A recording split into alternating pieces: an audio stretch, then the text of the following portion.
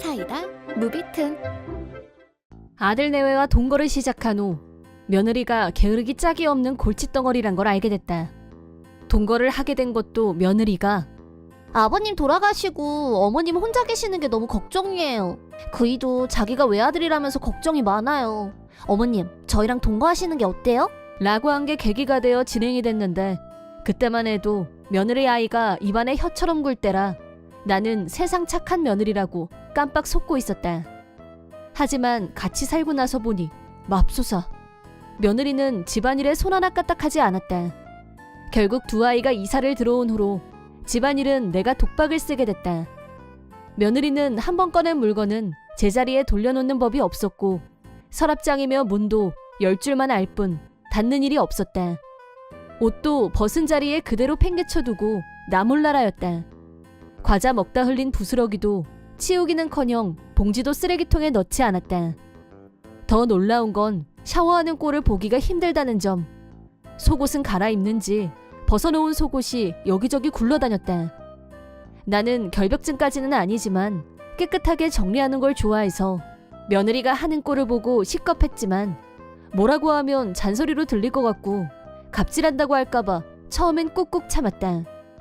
하지만 참는데도 정도가 있고, 한 집안에서 지저분하고 불청결한 며느리 때문에 비위가 상하는 지경이 됐을 때, 너 다른 건 몰라도 샤워는 좀 하면서 사는 게 어떠니? 그리고 속옷 벗어서 바닥에 아무렇게나 내팽개치는 습관은 좀 고쳐줄래? 라고 하자, 그게 마음에 안 들면 어머님이 세탁기에 넣으시면 되잖아요.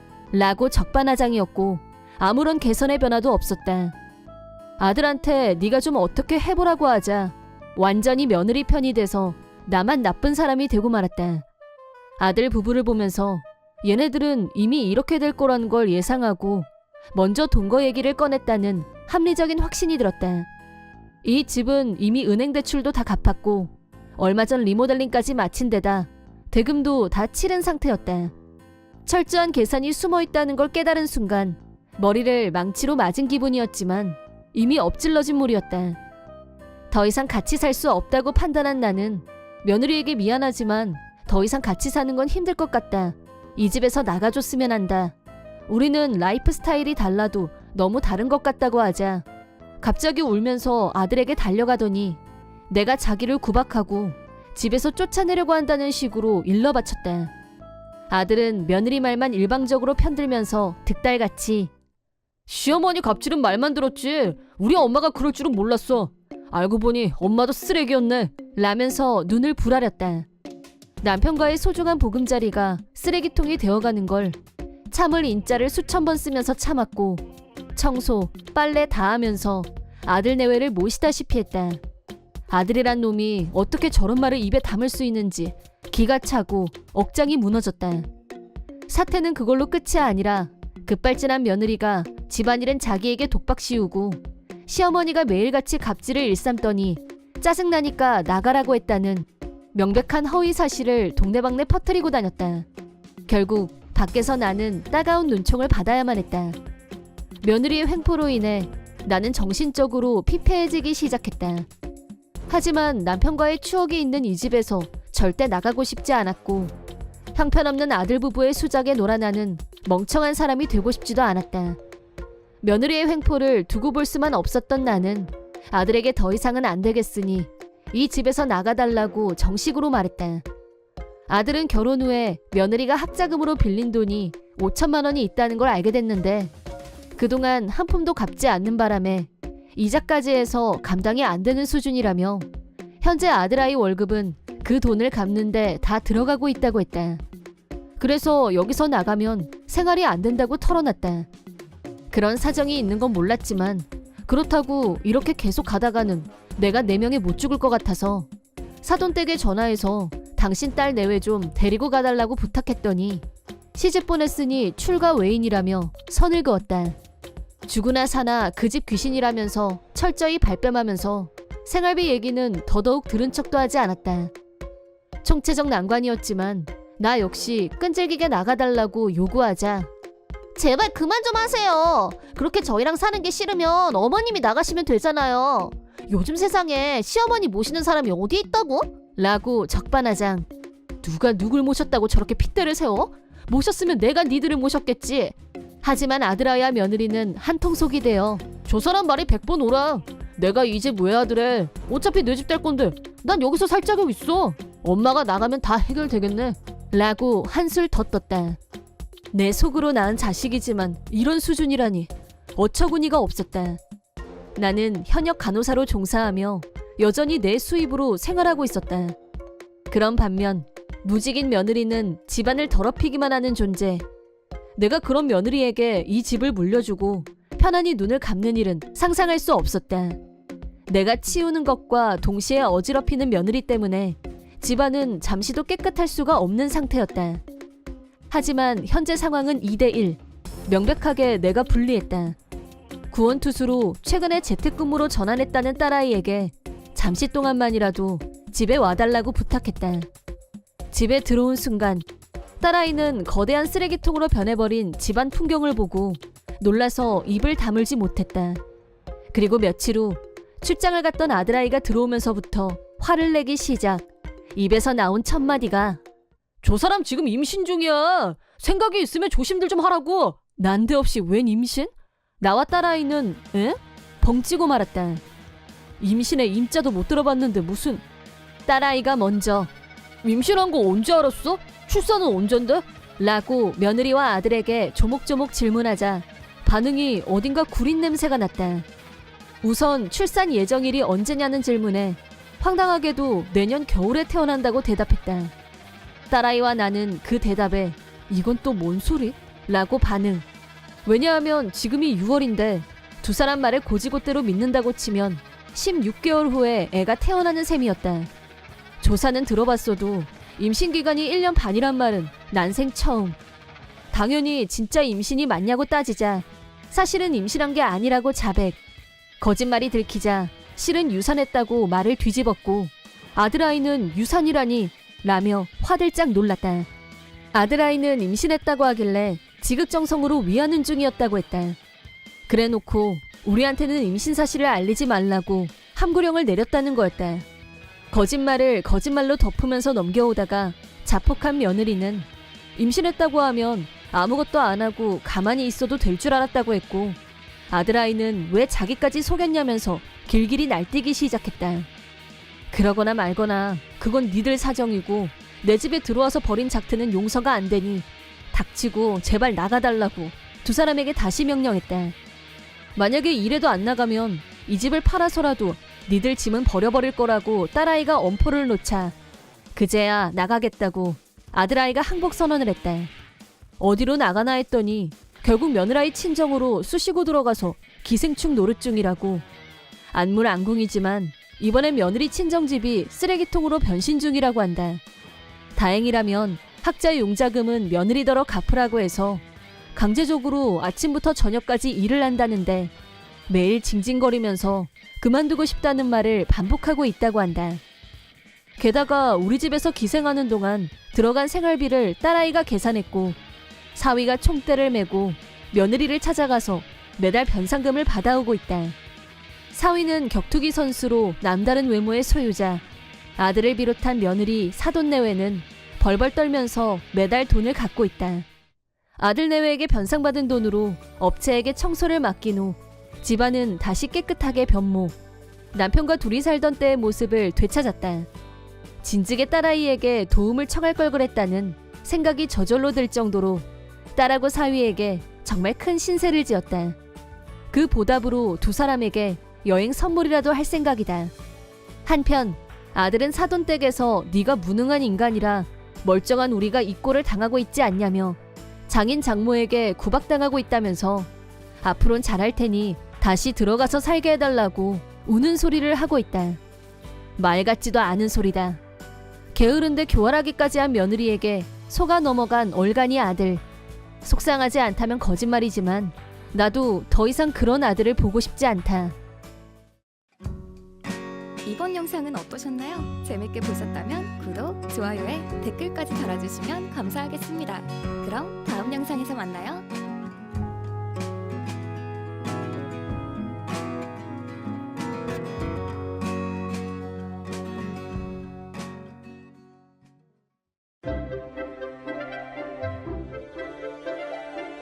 사이다 무비튼. 내 이름은 소심이. 지극히 평범한 타입의 24살 회사원이다. 내향인인 나는 남자친구를 사귀는 것도 힘들었고 아파트에서 반려견 존과 함께 살고 있다. 존은 털이 하얀 치와와이고 성격도 나와 비슷한 소심한 아이다. 애견샵에서 다른 강아지들 앞에서 벌벌 떨고 있는 존을 본 순간 내가 데리고 가고 싶어 라고 생각했던 게 우리의 첫 만남이다. 지금의 나에게 존은 유일한 가족이다. 대학 졸업 후 고향에 남아서 취직했지만 일부러 부모 집과 떨어진 곳에서 살고 있다. 그 이유는 가족과 만나고 싶지 않기 때문이다. 우리 집은 모친, 부친, 언니 나, 네 식구이고 언니 소란이는 나보다 2살 위이다. 부모들은 언니를 편애했고 나는 늘 찬밥 신세였다. 언니는 나하고 달리 밝은 성격에 얼굴도 예뻤다. 부모들은 입버릇처럼 네 언니는 저렇게 예쁘고 눈에 띄는데 너는 어쩜 그렇게 별 볼 일 없고 촌뜨기 같니? 라며 되게 싫어하는 나를 무시했다. 언니가 원하는 건 무엇이든 다 해줬고 다니고 싶은 학원이 있으면 뭐든지 다 보내줬다. 하지만 나한테는 언니가 먼저지. 너는 동생이니까 참아. 라며 늘 뒷전이었고 내가 대학에 갈 때에도 극렬하게 반대했었다. 대학만큼은 울며불며 매달려서 겨우 입학 허락을 받아냈지만 학비는 내가 벌어서 다니라고 못 박았다. 나는 학교 다니랴 알바하랴 힘든 학창시절을 보냈다. 그 무렵부터 나는 대학만 졸업하면 가족과 인연을 끊기로 마음먹고 있었다. 언니는 그런 내 속마음을 알 리가 없었고 너 이 다음에 좋은 데 취직하면 나한테 생활비 주는 거 잊으면 안 돼? 라며 빌붙을 생각만 하고 있었다. 언니는 늘 나를 무시했었다. 내가 자기보다 잘하는 게 있으면 질투심이 폭발해서 나한테 욕을 했다. 대학 때 처음 나한테 남친이 생겼을 때는 소심이 주제에 남친이 웬 말? 라면서 내 남친을 뺏으려고 했다. 남친은 언니가 갑자기 자기한테 들러붙자 부담스러워했고 나하고 거리를 뒀다. 그 뒤로 나는 연애를 하는 것도 겁이 나서 지금까지 솔로로 지내고 있다. 대놓고 차별하는 부모 밑에서 자기가 모든 걸 다 차지했으니 언니가 그렇게 될 수도 있다고 생각한다. 내가 할 수 있는 최선의 선택은 그들한테서 떨어져 나오는 거였다. 그런 나의 결심을 비웃기라도 하는 듯 언니가 갑자기 내 앞에 나타났다. 어느 날 퇴근하고 와서 보니 언니의 결혼식 청첩장이 우편함에 들어있었다. 신랑 이름을 보니 우연의 일치였지만 내 반려견과 똑같이 존이라는 이름이었다. 언니는 국제결혼을 하게 됐다는 걸 나한테 자랑하려고 청첩장을 보낸 게 분명했다. 결혼식에 가고 싶은 마음은 1도 없었지만 그렇다고 친언니 결혼식에 안 갈 수도 없는 노릇이었다. 우울한 기분으로 참석 여부를 확인하는 엽서에 동그라미를 그려서 보냈다. 그리고 며칠 후 오래간만에 엄마한테서 전화가 걸려왔다. 너 결혼식에 초라한 몰골로 오면 절대 안 된다. 네 언니 신랑 엄청 잘 나가는 사람이야. 절대 네 언니 체면 깎이게 하면 안 돼. 라고 신신당부를 했다. 오래간만에 연락해서 내 안부는 한마디도 안 묻고 기분 나쁜 말만 골라서 하는 엄마한테 오만정이 다 떨어져 나갔다. 언니의 결혼식 당일 신랑 측의 사정으로 결혼식을 제주도에서 하기로 되어 있었는데 나는 존을 데리고 결혼식장에 갔다. 가까운 곳에 펫 호텔이 있었고 먼저 결혼식장 위치를 확인하려고 호텔 안으로 들어갔다. 우울한 기분을 억지로 억누르면서 식장으로 들어가자 어디서 나를 봤는지 언니가 자기 신랑을 데리고 나한테 다가왔다. 언니가 존을 보더니 어디서 이런 강아지를 주우고 난리야? 더러우니까 당장 치워! 빨리 갖다 버리든가 해! 라고 하길래 펫호텔에 맡기고 올 거니까 걱정하지 마! 라고 간신히 화를 참고 말했다. 그런데 언니가 갑자기 내가 네 남친 뺏어서 화났지? 미안! 라고 말해서 순간 벙찌고 말았다. 신랑 얼굴을 어디서 본 적이 있는 것 같은 느낌이 들긴 했지만 나는 외국인하고 사귄 적도 없었고 황당 그 잡채. 나도 모르게 뭐래? 라고 되물었고 이번엔 엄마가 오더니 네 언니한테 들었다. 너같이 촌스러운 애가 국제결혼이 가당키나 하니? 말도 안 되는 소리지. 예쁜 네 언니한테 남자 뺏기는 건 팔자련이 하고 마음 접어. 라며 점점 더 모르는 소리만 늘어났다. 계속해서 언니가 네 인스타 봤더니 남친이 존이라고 쓰여있길래 네가 외국인 남친이 있는 걸 바로 알았다는 거 아니니? 그래서 니네 회사 앞에 숨어있다가 딱 발견했잖아.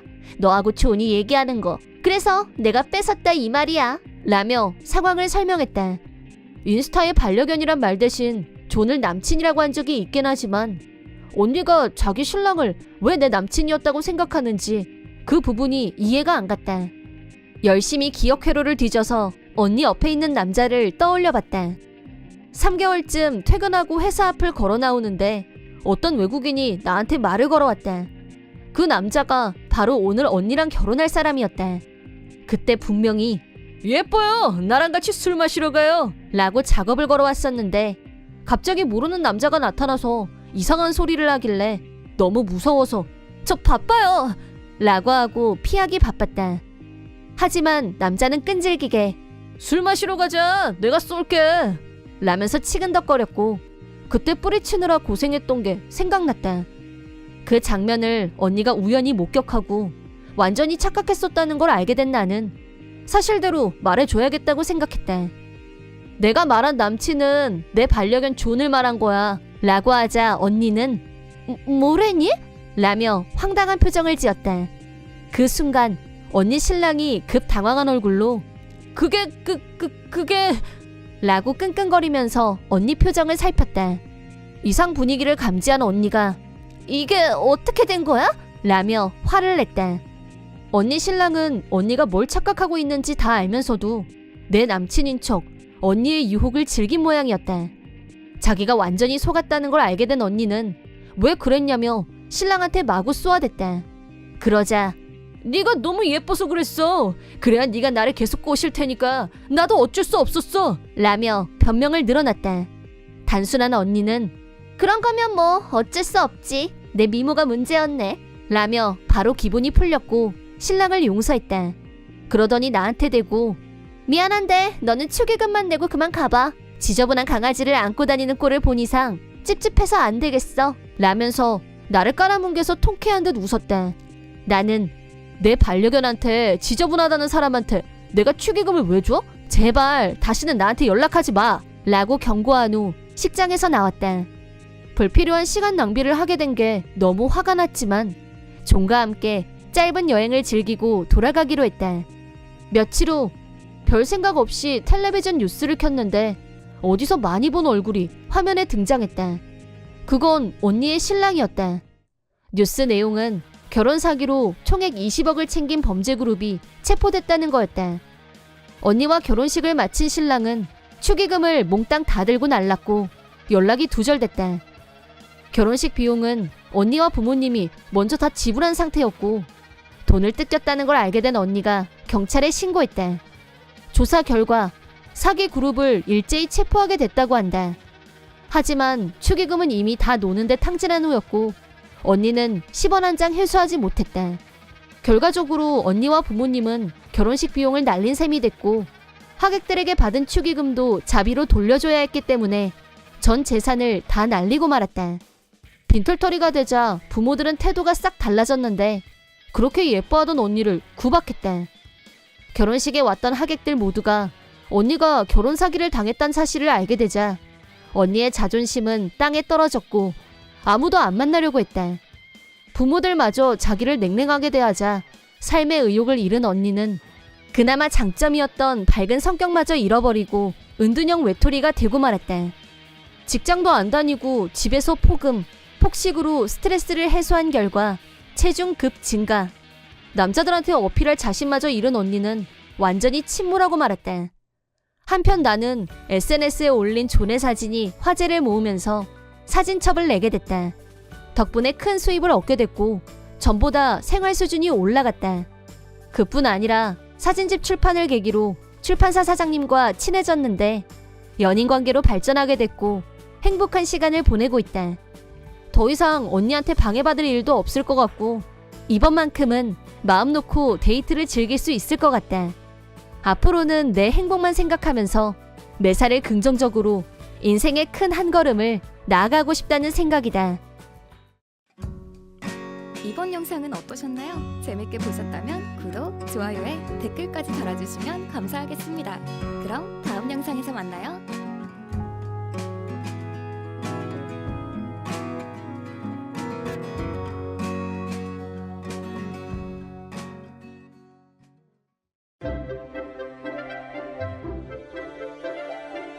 사이다 무비튼.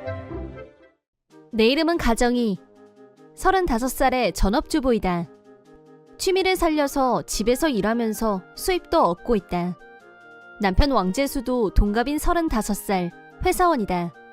집안일은 내가 전담하고 있는데 남편 못지않게 바쁘게 시간을 쪼개 쓰고 있다. 수입도 남편하고 비슷하지만 어쩔 수 없다고 생각하고 있다.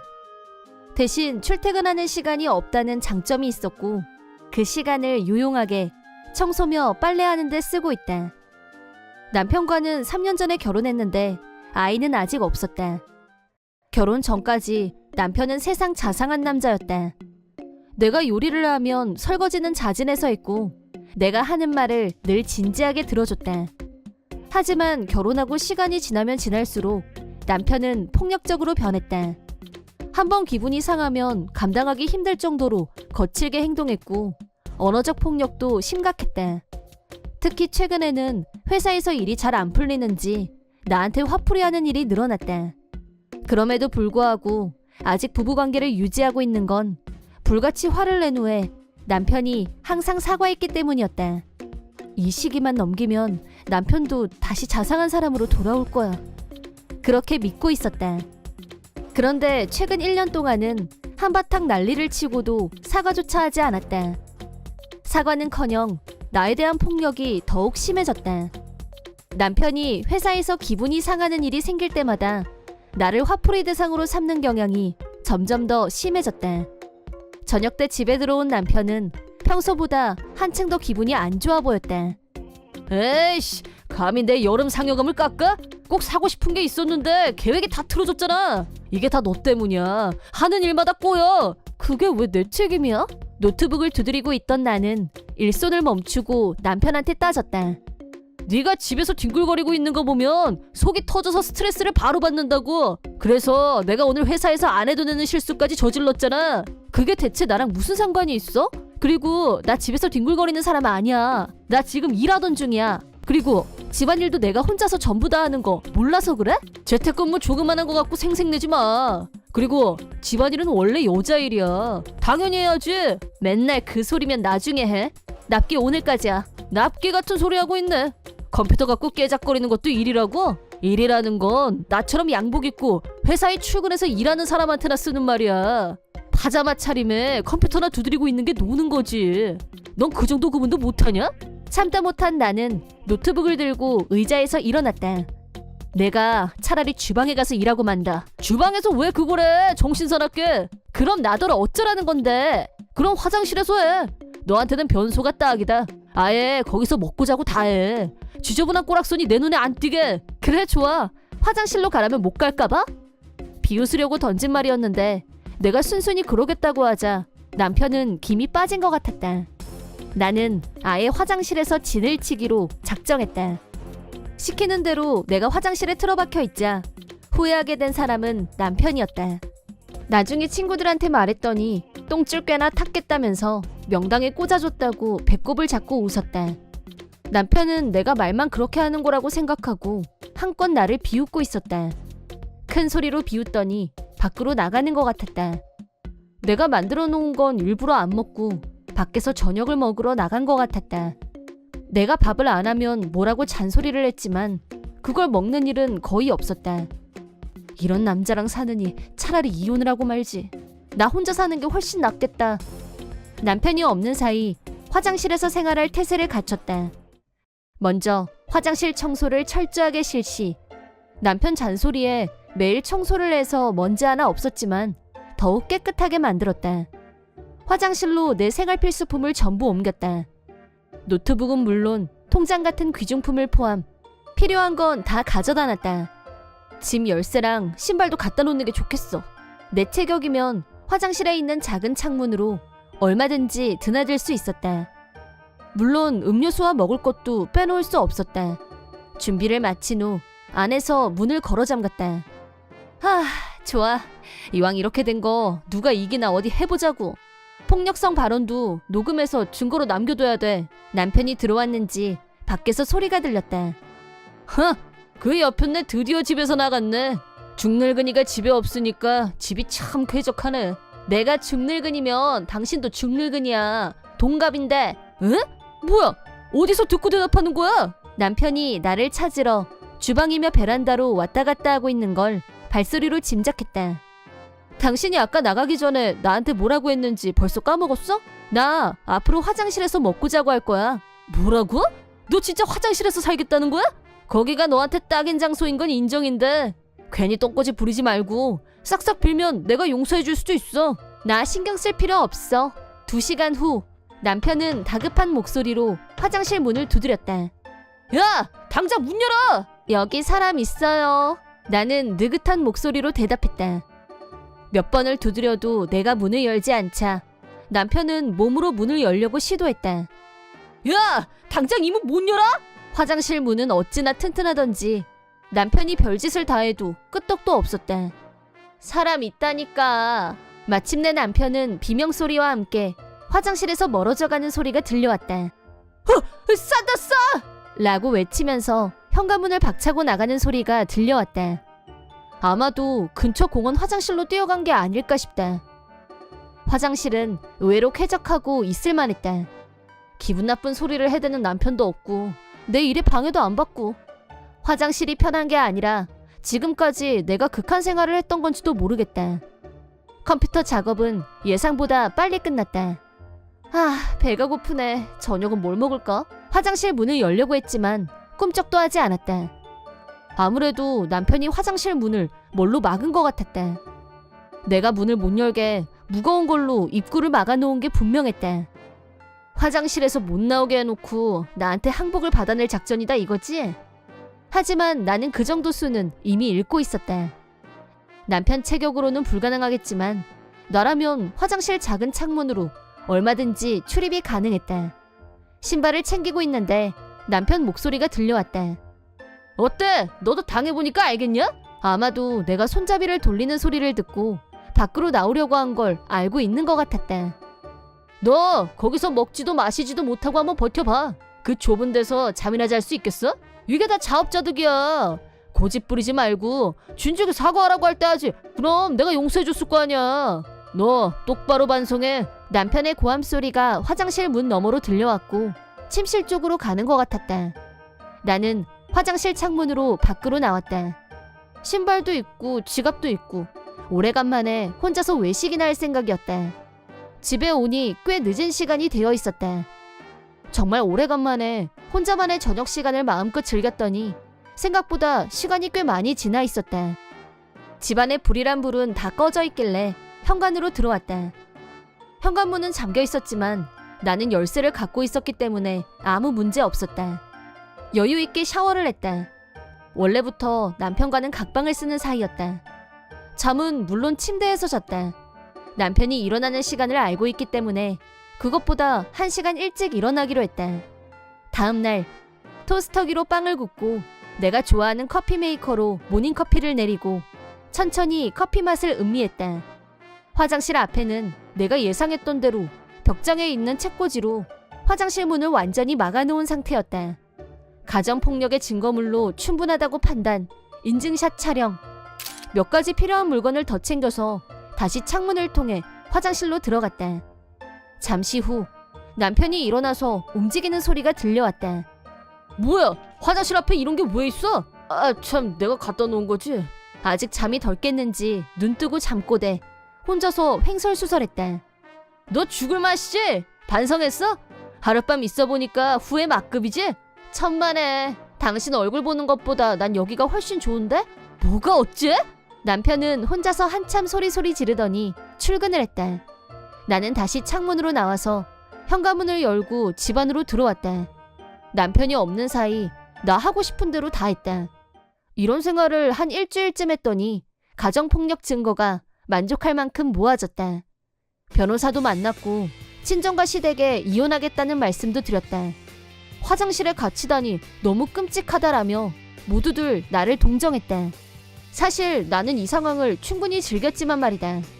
변호사 앞에서 이혼 서류에 사인을 하면서 남편은 볼상사납게 성질을 부렸다.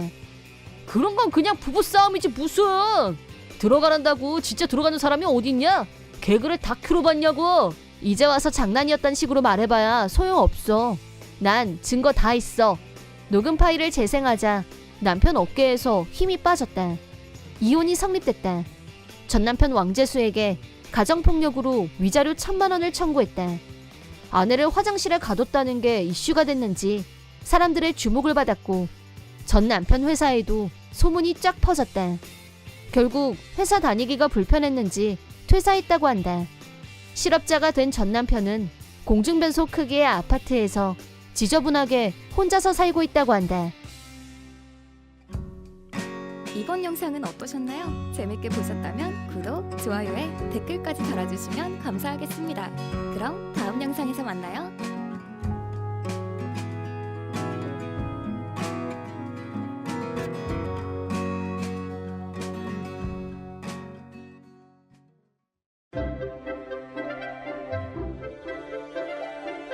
사이다 무비튼. 내 이름은 진경이. 27살의 회사원. 바로 얼마 전 2년 동안 사귄 남친에게 프로포즈를 받았고 행복 초절정 그 자체이다. 지금은 이토록 행복한 나이지만 실은 3년 전 약혼자에게 비참한 배신을 당한 후 한동안 페인처럼 지내던 시기도 있었다. 전 약혼자인 한심한과는 고딩 때부터 사귀던 사이였다. 연애 기간만 무려 8년, 사회인 2년째이기도 했던 무렵 한심한의 프로포즈를 받고 결혼 초입기에 들어갔다. 우리가 결혼한다고 하자 양가 부모님은 동시에 기뻐하셨고 축제 분위기였다. 모든 사람들이 축하하는 분위기 속에서 결혼식 준비가 시작. 이대로 얼마 후면 결혼식을 올리고 부부가 된다는 사실을 믿어 의심치 않았던 나. 하지만 고작 한 달 후 절망적인 상황에 맞닥뜨리고 말았다. 결혼식 날짜를 잡은 지 겨우 한 달이 지나 결혼식 문제로 식장 담당자들과 미팅 약속을 잡았는데 한심한이 좀 이상했다. 갑자기 결혼식을 연기하고 싶다고 하더니 연락도 안 받고 피하는 것 같았다. 아무리 이유를 물어도 제대로 된 설명도 없이 무조건 결혼식을 연기하자는 말만 반복했다. 분명히 뭔가 있다고 감지한 나는 한심한의 엄마를 찾아가 고민을 털어놨고 둘이서 같이 이유를 말하게 하기로 했다. 요즘 너 정말 이상한 거 알아? 무슨 일 있는 거 맞지? 라고 따지자 한심한은 그만 좀 해 제발. 나 너랑 결혼 안 해. 그렇게 정했어. 결혼 취소야. 너랑도 끝이야. 라며 오히려 역정을 냈다. 일방적인 태도에 당황스러웠지만 집요하게 질문하자 다른 좋아하는 여자가 생겼다 라고 자백했다. 너 바람 피웠니? 라고 다시 묻자 너보다 더 예쁜 여자가 내가 좋다는데 그럼 거절하래? 라며 인간성 바닥 끝을 보여준 한심한. 나는 이런 야비하고 비열한 배신을 용서할 수 없었고 너 진짜 끝장이다. 위자료 청구할 거야. 라고 극노했다. 그러자 지금까지 내 편이라고 생각했던 한심한 엄마가 너도 너무 막 나간다. 사람 마음이라는 게 변하는 게 자연의 법칙이지. 구질구질한 여자 별로야. 깔끔하게 정리해. 라며 이런 상황에서도 자기 아들 편만 들었다. 한심한은 원래 마마보이 기질이 있었다. 무조건 오냐오냐 하는 엄마 밑에서 자랐다는 사실이 문득 떠올랐다. 한심한 엄마는 자기 아들 외엔 다른 건 보이지 않는 타입이었고 양다리 걸치고 나를 배신한 것에 대해서는 이런 방구도 없이 결혼은 없었던 걸로 라고 간단하게 말했다. 너무 큰 충격을 받은 나는 집으로 돌아와 울면서 부모님에게 이 사실을 전했다. 화가 난 부모님은 한심한 집으로 찾아가서 이게 어떻게 된 거야? 라며 호통을 쳤다. 하지만 한심한의 마음은 이미 나를 떠난 상태였고 마지못해 미안하다고 했지만 결국 결혼은 없던 일이 됐다. 나는 한심한에게 위자료를 청구했다. 위자료를 받았다고 해서 마음의 상처까지 보상받을 수는 없었다. 한동안 지옥 같은 시간을 혼자서 버텨야 했다. 도저히 마음이 추슬러지지 않았고 휴직기를 내고 집에 틀어박혀 지내는 동안 비참한 마음이 점차 분노로 변해갔다. 내 인생의 8년을 함께 보냈고 결혼식 날짜까지 잡아놓은 상태에서 바람이라니. 이건 절대 용서 불가였다. 반드시 언젠가 이 모욕을 돌려주리라. 그렇게 결심한 나는 이렇게 처져 있는 시간조차 아깝다는 생각이 들었고 회사에 복귀했다. 주변 친구들의 도움도 큰 힘이 됐고 어두운 터널에서 차차 벗어날 수 있었다. 그렇게 파혼하고 1년이 지났을 무렵 친구 소개로 만난 한 남자와 다시 사랑했고 지금에 이르게 됐다. 새 남친과 미래를 약속한 지금, 한심한은 이미 과거일 뿐 그 이상도 그 이하도 아니었다. 그런 상황에서 또다시 돌발 상황이 발생했다. 난데없이 한심한 엄마한테서 전화가 걸려왔고 당장 자기 집으로 와달라고 했다. 어쩔 수 없이 일단 가긴 갔는데 한심한 엄마가 갑자기 큰일 났다. 우리 심한이가 꽃뱀한테 다 털리고 차였지 뭐니? 지금 완전 빈털터리가 돼서 방에만 틀어박혀 있어. 회사도 그만두고 매일 저러고 방에서 울고만 있어. 라며 하소연했다. 무슨 말을 하는지 계속 듣고 있노라니. 8년이나 사귄 사이인데 너라면 우리 심한이를 도울 수 있지 않겠니? 내가 이렇게 부탁한다. 좀 도와줘. 라고 했다. 이 말을 들은 나는 비로소 나에게 복수의 기회가 왔다고 직감했고 그 부탁을 받아주겠노라 대답했다. 다음 날부터 나는 퇴근하면 곧장 한심한 집으로 가서 열심히 위로했다. 그러자 나한테 감동 먹은 한심한은 전 여친에 대해서 이런저런 얘기를 했다. 그렇게 한 달간 공을 들인 결과 예전처럼 나와 웃으면서 얘기를 할 정도로 회복했다. 그러던 어느 날 한심한이 나에게 정말 고마워 라고 하더니 아주 진지한 얼굴로 나를 똑바로 쳐다봤다. 그러더니 역시 나한테는 너 말고 다른 사람은 없는 것 같아 라고 했다. 딱 한 걸음 나는 완벽한 복수극의 피날레가 곧 끝나게 될 거라고 예감하며 속으로 혼자 웃었다. 마침내 한심한한테서 멋진 레스토랑에서 식사를 하자는 연락이 왔다. 식사하는 내내 한심한은 허둥지둥 좌불안석 정신이 없어 보였다. 식사를 마치고 가볍게 와인을 마시고 있을 때 한심한이 나에게 반지를 건넸다. 내가 너 배신했던 거 미안해. 너는 그런 나를 다시 살게 해줬어. 고마워. 너랑 정식으로 다시 시작하고 싶어. 진경이 나랑 결혼해줘 라고 했다. 속으로 왔어 라고 외친 나는 한심한에게 네 번째 손가락에 낀 반지를 보여주면서 미안한데 나 곧 결혼해 라고 말했다. 그랬더니 한심한은 결혼? 뻥이지? 라며 화들짝 놀랐고 멘붕이 온 것 같았다. 정신 못 차리는 한심한에게 내가 배신당한 후 어떻게 지냈는지 말해줬다. 나도 너한테 배신당하고 지옥 같은 시간을 보낸 적이 있었어. 그런데 어떻게 네가 여친한테 배신당했다고 다시 나를 찾을 생각을 해? 너네 엄마나 너무 뻔뻔한 거 아니니? 무려 결혼식 날짜를 잡아놓고 바람 피운 남자랑 다시 결혼할 것 같아? 내가? 라고 완벽하게 비웃어주자 그 자리에서 통곡. 안 돼! 난 너밖에 없어!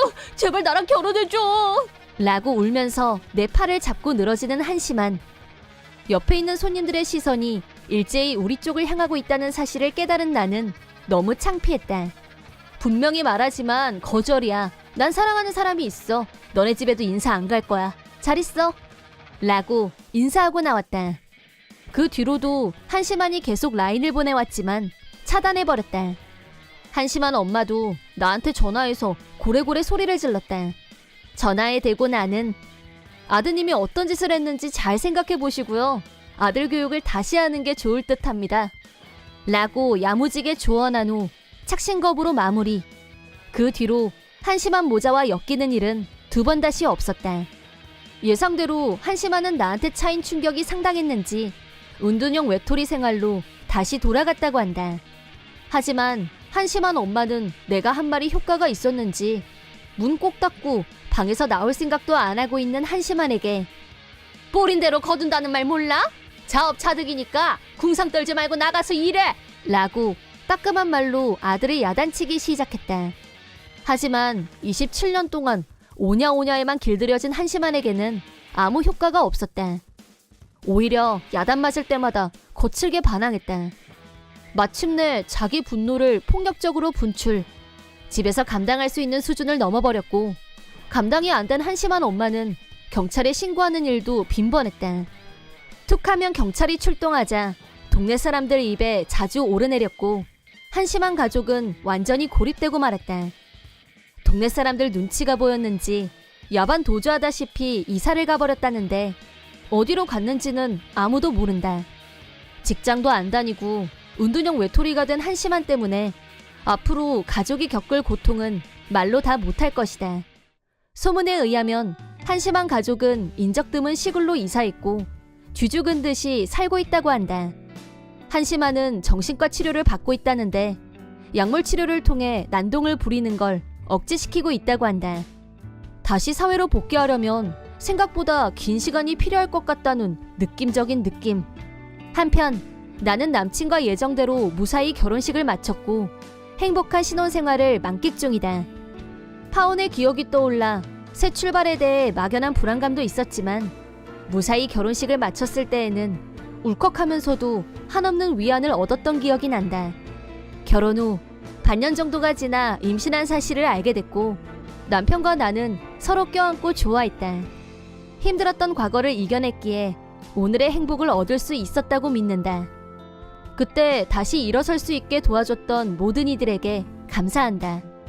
앞으로 가족이 늘어나면 집안은 더욱 활기가 돌 테고 어두운 터널에 갇힌 기분이 드는 일은 없을 거라고 생각한다. 나는 남편과 앞으로 태어날 우리 아기를 평생 사랑하고 아끼며 행복하게 살 생각이다. 이번 영상은 어떠셨나요? 재밌게 보셨다면 구독, 좋아요에 댓글까지 달아주시면 감사하겠습니다. 그럼 다음 영상에서 만나요.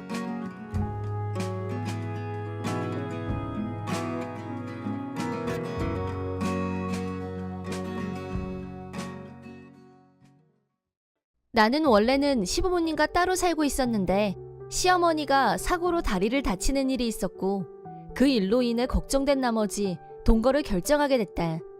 시댁에서 동거하겠다고 말하자 주변 지인들은 은근히 신경 쓰이는 일이 많아서 힘들 거야 라고 걱정해주는 분들이 많았지만 시어머니는 무척 좋은 분이셨고 동거를 결정한 일에 대해서 전혀 후회하지 않았다. 그런데 시댁에서 동거를 시작하고 몇 년이 지난 어느 날 내가 위암 진단을 받았다. 그때 시아버지는 이미 돌아가시고 안 계셨고 남편은 지방 발령을 받아 집에 없었기 때문에 사실상 시댁에는 나와 시어머니 둘만 살고 있었다. 내가 입원하고 나면 시어머니를 돌봐줄 사람이 없어지는 셈이었기 때문에 고민 끝에 근처에 살고 있는 시동생 부부에게 입원해 있는 동안만이라도 시어머니를 돌봐줄 수 있냐고 물었다. 시동생 부부는 슬아의 딸이 하나 있었는데 벌써 고등학생이었고 동서는 전업주부였기 때문에 내가 입원해 있는 동안만이라도 부탁을 하면 들어줄 거라고 생각했었다. 하지만 동서는 시동생에게 단기간이라고 해도 시어머니와 같이 사는 건 싫다고 한 모양이었다. 나 역시 입원을 피할 수 없는 일이었기 때문에 시동생과 상의한 결과 내가 없는 동안은 시동생이 시댁에 와서 시어머니와 같이 지내면서 돌봄을 하기로 결론 내렸다.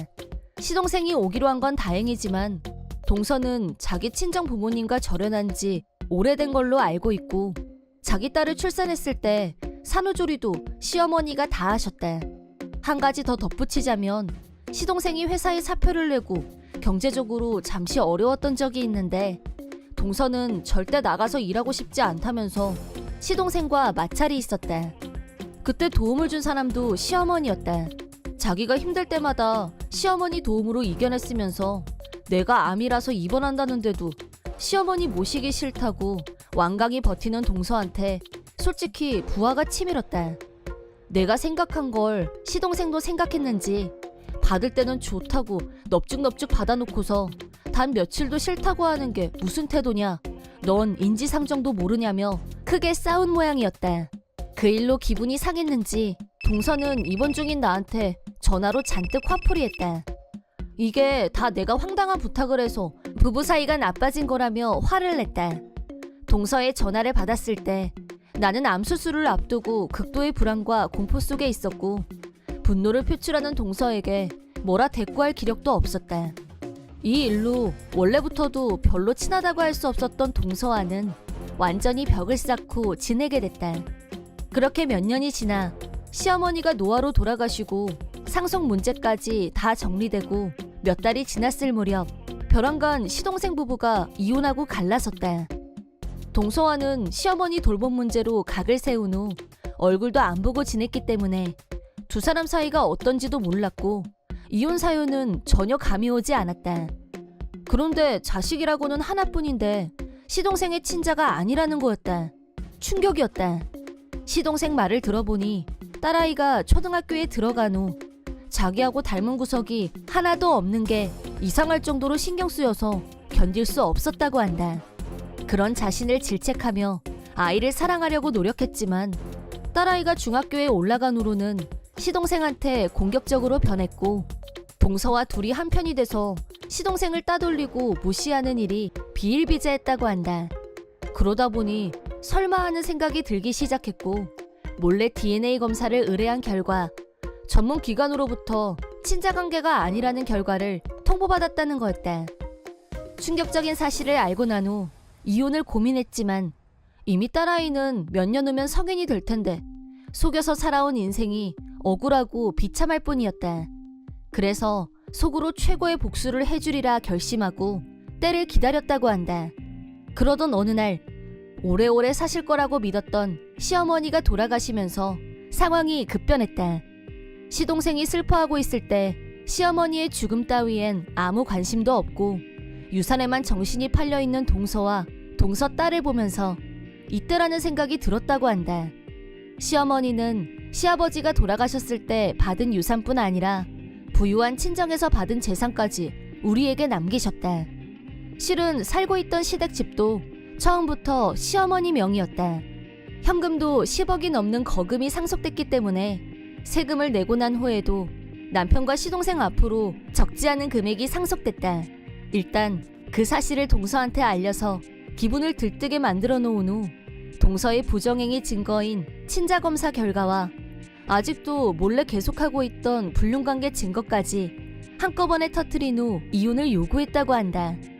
그러자 동서는 얼굴이 새파랗게 질려서 아무 말 없이 증거물을 빤히 쳐다보더니 역시 예상 답안대로 아니야, 분명히 검사가 잘못된 걸 거야. 쟤 당신 딸 맞아. 당신 이런 가짜 검사 결과 믿으면 안 돼. 라고 결백을 주장하면서 DNA 검사 결과가 틀렸다는 근거 없는 주장을 되풀이하며 현실을 부정했다는데 시동생은 이미 이런 상황까지 예상하고 다른 기관에도 검사를 의뢰해서 총 2곳에서 결과를 수집해 놓은 상태였다.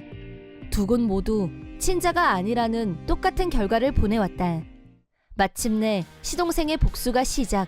탕란의 대가로 그간의 양육비와 장기간에 걸쳐 불륜을 저질러 온 것에 대해 위자료를 청구, 모든 절차는 변호사가 진행했다. 그러자 동서는 이미 시동생이 유산을 상속받은 후라는 걸 생각해내고 그럼 재산 분여부터 해. 유산 반은 내 몫이니까 그걸로 정산할게. 라고 태도를 바꿨다. 위자료를 내고 남은 돈만 해도 적지 않은 금액이었기 때문일 거다. 시동생은 부모님께 물려받은 재산은 재산 분여와 아무 상관없으므로 동서에게 돌아갈 유산은 1도 없다는 걸 분명히 했다. 거기에 덧붙여서 직장 다니기 싫다는 이유로 전업주부로 지낸 점, 시동생 월급은 세 식구가 살기에 충분하고도 남을 정도였지만 그 돈을 매달 전부 다 써버렸기 때문에 현재 가진 재산은 나누고 어쩌고 할 게 없다는 점까지 깔끔하게 설명했다. 그러자 멘붕이 온 동서가 난리를 쳤다는 얘기. 한편 지금까지 동서와 한몸이 되어서 시동생을 벌레 취급하던 화근 덩어리 딸은 할머니가 돌아가시면서 유산 장난 아니게 남겨줘서 자기는 이제 억대 부자가 된다면서 주변 친구들한테 자랑하고 다녔다는데 막상 뚜껑을 열어보니 유산이 아니라 빚만 수억 짊어지고 엄마랑 쫓겨나게 생겼다는 사실. 엄마랑 이혼할 거면 나는 아빠랑 같이 살래. 엄마랑 만나지 말라고 하면 그렇게 할 거고 앞으로는 아빠한테 진짜 잘할게. 라고 갑자기 착한 척을 했지만 시동생은 아랑곳하지 않고 왜 그래야 하는데? 너도 내가 네 친아빠 아니란 거 알고 있었던 거 맞지? 이혼하는 마당에 남의 자식을 내가 굳이 데리고 살 필요는 없지. 라고 냉엄한 현실을 그대로 직시하게 했다는 얘기. 본인이 생각했던 것과 달라도 너무 다른 현실을 직면하고 큰 충격을 받은 딸아이는 무너지듯이 그 자리에 주저앉아서 한동안 움직이지 못했다고 한다. 그런 과정을 거쳐서 시동생 부부는 중간에 변호사를 두고 이혼 절차를 밟았다. 전 동서는 이혼당한 후 나를 찾아왔다. 자기 딸과 당장 먹고 살 돈도 없다며 나한테 돈을 빌려달라고 했다. 나를 붙잡고 울면서 통사정하는 전 동서에게 단호하게 말했다. 내가 힘들 때 동서가 어떻게 했었는지 혹시 기억나? 어머님이 살아계실 때 와서 들여다본 적은 있어? 힘들 때 도와드린 적 없잖아. 그래서 나도 안 할 거야. 라고 하자 방바닥을 두드리고 발을 굴러가며 통곡했다. 결국 몇 억이나 되는 빚을 지고 딸아이와 둘이서 쫓겨나게 된 전 동서는 당연히 수중에 가진 돈도 없고 급하게 허름한 아파트를 하나 얹어서 나갔다는데 시동생이 불륜 상대 쪽에도 내용 증명과 함께 위자료를 청구했기 때문에 그 남자한테도 버림받았다고 한다. 현재 형편으로는 빚을 갚기는커녕 그날 먹을 끼니를 걱정해야 하는 처지라고 한다. 지금까지 전 동서와 그 딸은 착하고 성실한 시동생을 남편으로 둔 덕분에 집에서 편하게 남들보다 여유 있게 사는 편이었다. 그런데 지금은 집에 먹을 것도 없고 제 손으로 일하지 않으면 살아갈 방법조차 없다니. 그야말로 마른 하늘에 날벼락을 맞은 기분 그 자체일 거다. 예전은 예전, 지금은 지금. 일을 안 하면 빚을 갚기는커녕 쌀 한 톨도 못 사는 처지이다 보니 할 수 없이 일자리를 찾아 나섰다는데 지금까지 일을 해본 경험이 없는 전 동서는 어디에 가도 능력 미달. 출근하고 열흘도 못 가서 해고당하기를 밥 먹듯이 하고 있다고 한다. 한편 전 동서 딸은 모전 여전이라고 자기 엄마의 모난 성격을 쏙 빼닮은 것 하며 억대 부자가 된다고 들떠서 학교에서 어지간히 다른 애들을 무시하고 다닌 모양인데 사실은 신세가 곤두박질 쳤다는 게 다 알려져서 이번엔 본인이 걔 무시당하는 중이라고 한다.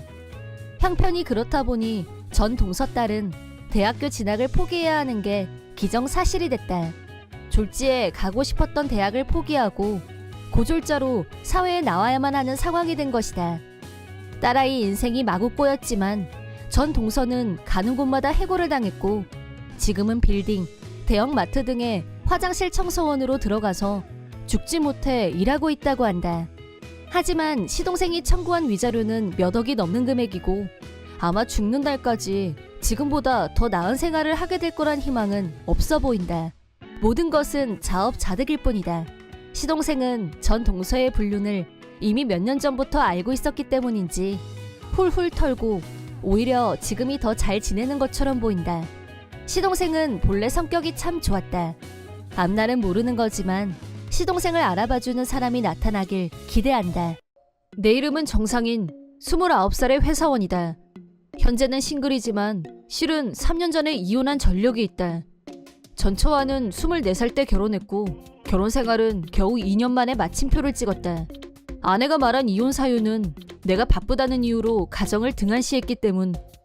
대학 졸업 후 목표로 삼았던 대기업에 운 좋게 취업을 하게 된 나는 회사에 적응하기까지 매일 파김치가 되어 있었다. 그런 나를 옆에서 도와준 사람이 바로 전처였다. 내가 에너지가 고갈됐을 때 언제나 따뜻하게 위로해주던 여자.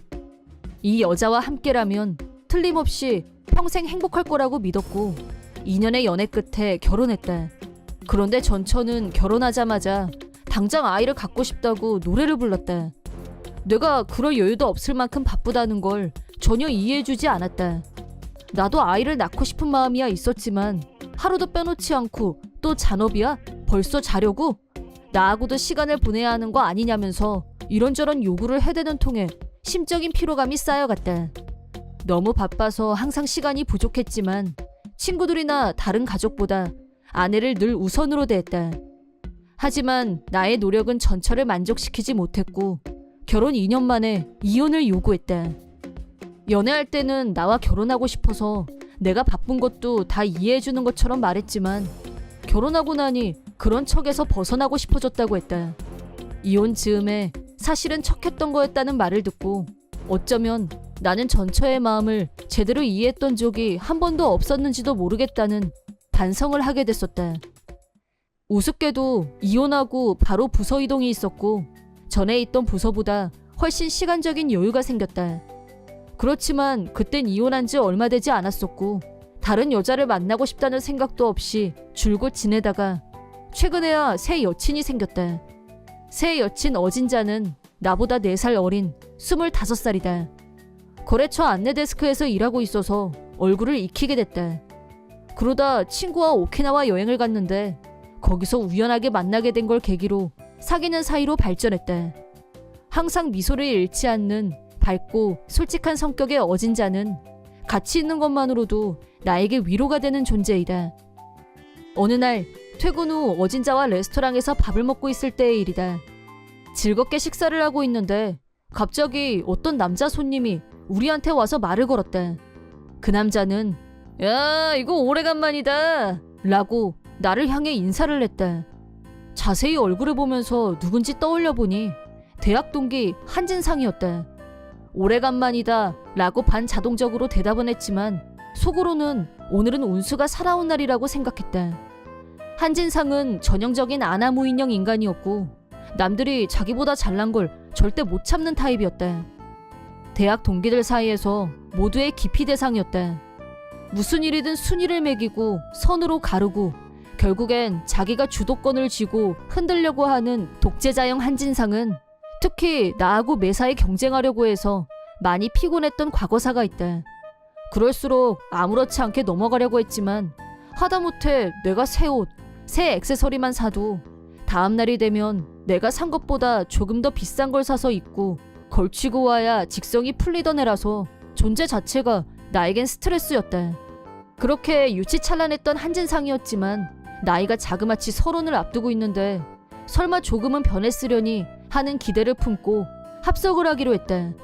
와, 내가 소문은 익히 들었는데 이렇게 젊고 예쁜 부인이 있을 줄이야. 대박이다 라고 하더니 한진상은 어진자를 계속 곁눈질을 하면서 쳐다봤다. 어진자는 부인? 라고 작은 소리로 혼잣말을 했지만 원래 낯가림을 좀 하는 편이라 그거 외에는 다른 말은 전혀 하지 않았다. 그러고 나서 한진상은 내가 특별히 묻지도 않은 자기 근황에 대해서 장황하게 얘기를 늘어놨다.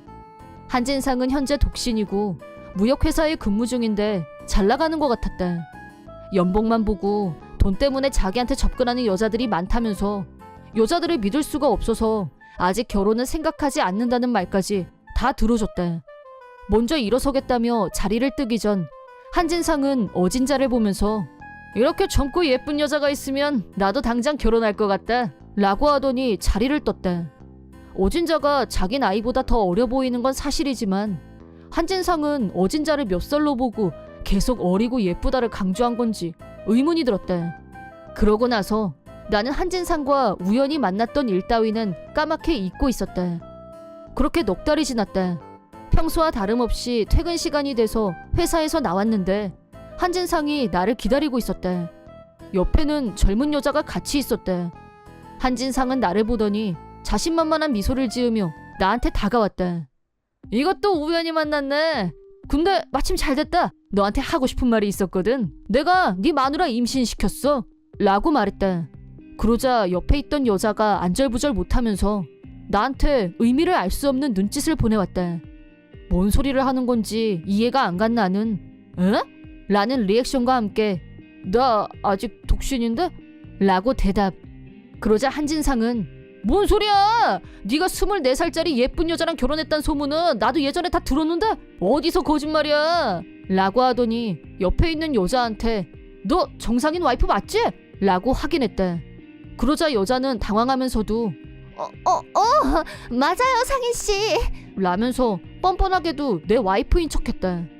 나는 이 엉터리 장단에 놀아나고 싶지 않았고 어진자를 불러서 내 여친이라고 한진상에게 소개했다. 저 여자 누구야? 라고 묻자 같은 질문을 한진상이 너 누구야? 라고 다급하게 물었다.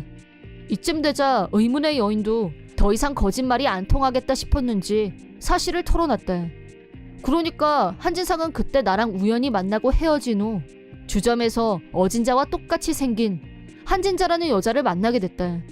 어진자의 이름을 몰랐던 한진상은 한진자를 어진자로 착각하고 그때 봤던 정상인 와이프네. 와, 이런 데서 다시 보다니 혹시 우리 운명 아니야? 라고 들떠서 호텔로 유혹했대. 한진자는 가출한 상태였는데 마땅히 갈 곳도 없는 처지여서 에라 모르겠다고 하고 정상인 와이프 맞아요. 라고 적당히 분위기를 맞춰주면서 한진상이 하자는 대로 했대. 급기야 한진상이 정상인 와이프를 노리고 있군. 그럼 내가 그 남자 아내하지 뭐. 잠잘꽃도 생기겠다. 라고 연기를 계속했고 한진상 집을 숙소로 삼는 데 성공했대. 그렇게 같이 산 지 2달이 지나자 한진자는 임신을 했고 한진상이 정상인하고 이혼하고 나랑 결혼하자 라고 하길래 얼씨구나 했다는데 거기까진 좋았지만 한진상이 빨리 정상인하고 이혼해 라고 재촉할 때마다 그럴게. 라고 대답만 하고 시간을 끌었대. 결혼신고를 빨리 못한 건 그럴 만한 이유가 있었대. 한진자는 17살에 가출을 했고 부모님이 실종신고를 하고 자기를 애타게 찾고 있을 거라고 했대. 가출 이유는 사소한 일로 아버지와 말싸움이 일어났는데 충동적으로 집을 나오게 됐다고 했대. 한진자의 나이를 알게 된 한진상은 말도 안 돼! 미성년자였어? 라고 깜놀하면서 진짜 당황한 것 같았대. 한진자는 누가 보면 진짜 몰랐는 줄? 나 딱 보면 미성년자 아님? 진짜 내가 미성년자인 거 몰랐었어? 헐, 대박. 라며 어이없다는 반응을 보였대. 한진상은 이제 어떡하지? 미성년자 건드린 게 알려지면 나 잡혀가는 거 아니야? 다들 잘 들어. 지금 일어난 일은 아무한테도 말하면 안 돼. 알았지? 라며 우리한테 입단속을 시켰대. 나는 가출 소녀란 걸 안 이상 어른으로서 보고도 못 본 척할 수가 없어서 바로 경찰에 전화를 걸었대. 한진자는 경찰이 와서 보호했지만 한진상은 경찰에 체포됐대. 그 후 한진자는 부모님 품으로 돌아갔고 아버지와 화해를 했다고 한다. 임신 사실을 알게 된 부모님은 한진자를 설득해서 아이를 포기하기로 결론을 내린 모양이었대. 한편 한진상은 한진자 부모님이 피해 신고를 제출해서 미성년자 간음 용의로 체포되고 말았대. 9일로 회사에서 해고되는 처지가 됐대. 대기업에서 고연봉자였던 건 사실이었지만 매달 버는 대로 다 쓰기만 했던 터라 출소 후에는 생활비가 없어서 지방으로 내려가 기숙사가 딸린 회사에서 하청 직원으로 일하고 있다고 한다. 육체노동 경험이 없었던 한진상은 일이 힘들었는지 일하다 피로로 쓰러지기도 하고 다치기도 하고 무지 고생하며 지내고 있다고 한다. 성범죄로 체포된 적이 있는 한진상은 재취업하기가 사실상 불가능에 가까웠고 일하면서 병들어가는 생활을 이어나가고 있다고 한다. 나는 어진자의 생일날 프로포즈했고 결혼 날짜도 정해졌다. 이번에는 틀림없이 행복한 결혼 생활을 하게 될 것 같은 예감이 든다. 한진상이 한 짓은 절대 용서할 수 없는 일이지만 나한테 어진자 같은 아내가 있는 걸 그 정도로 부러워했다는 것 자체는 기분이 과히 나쁘지 않았다.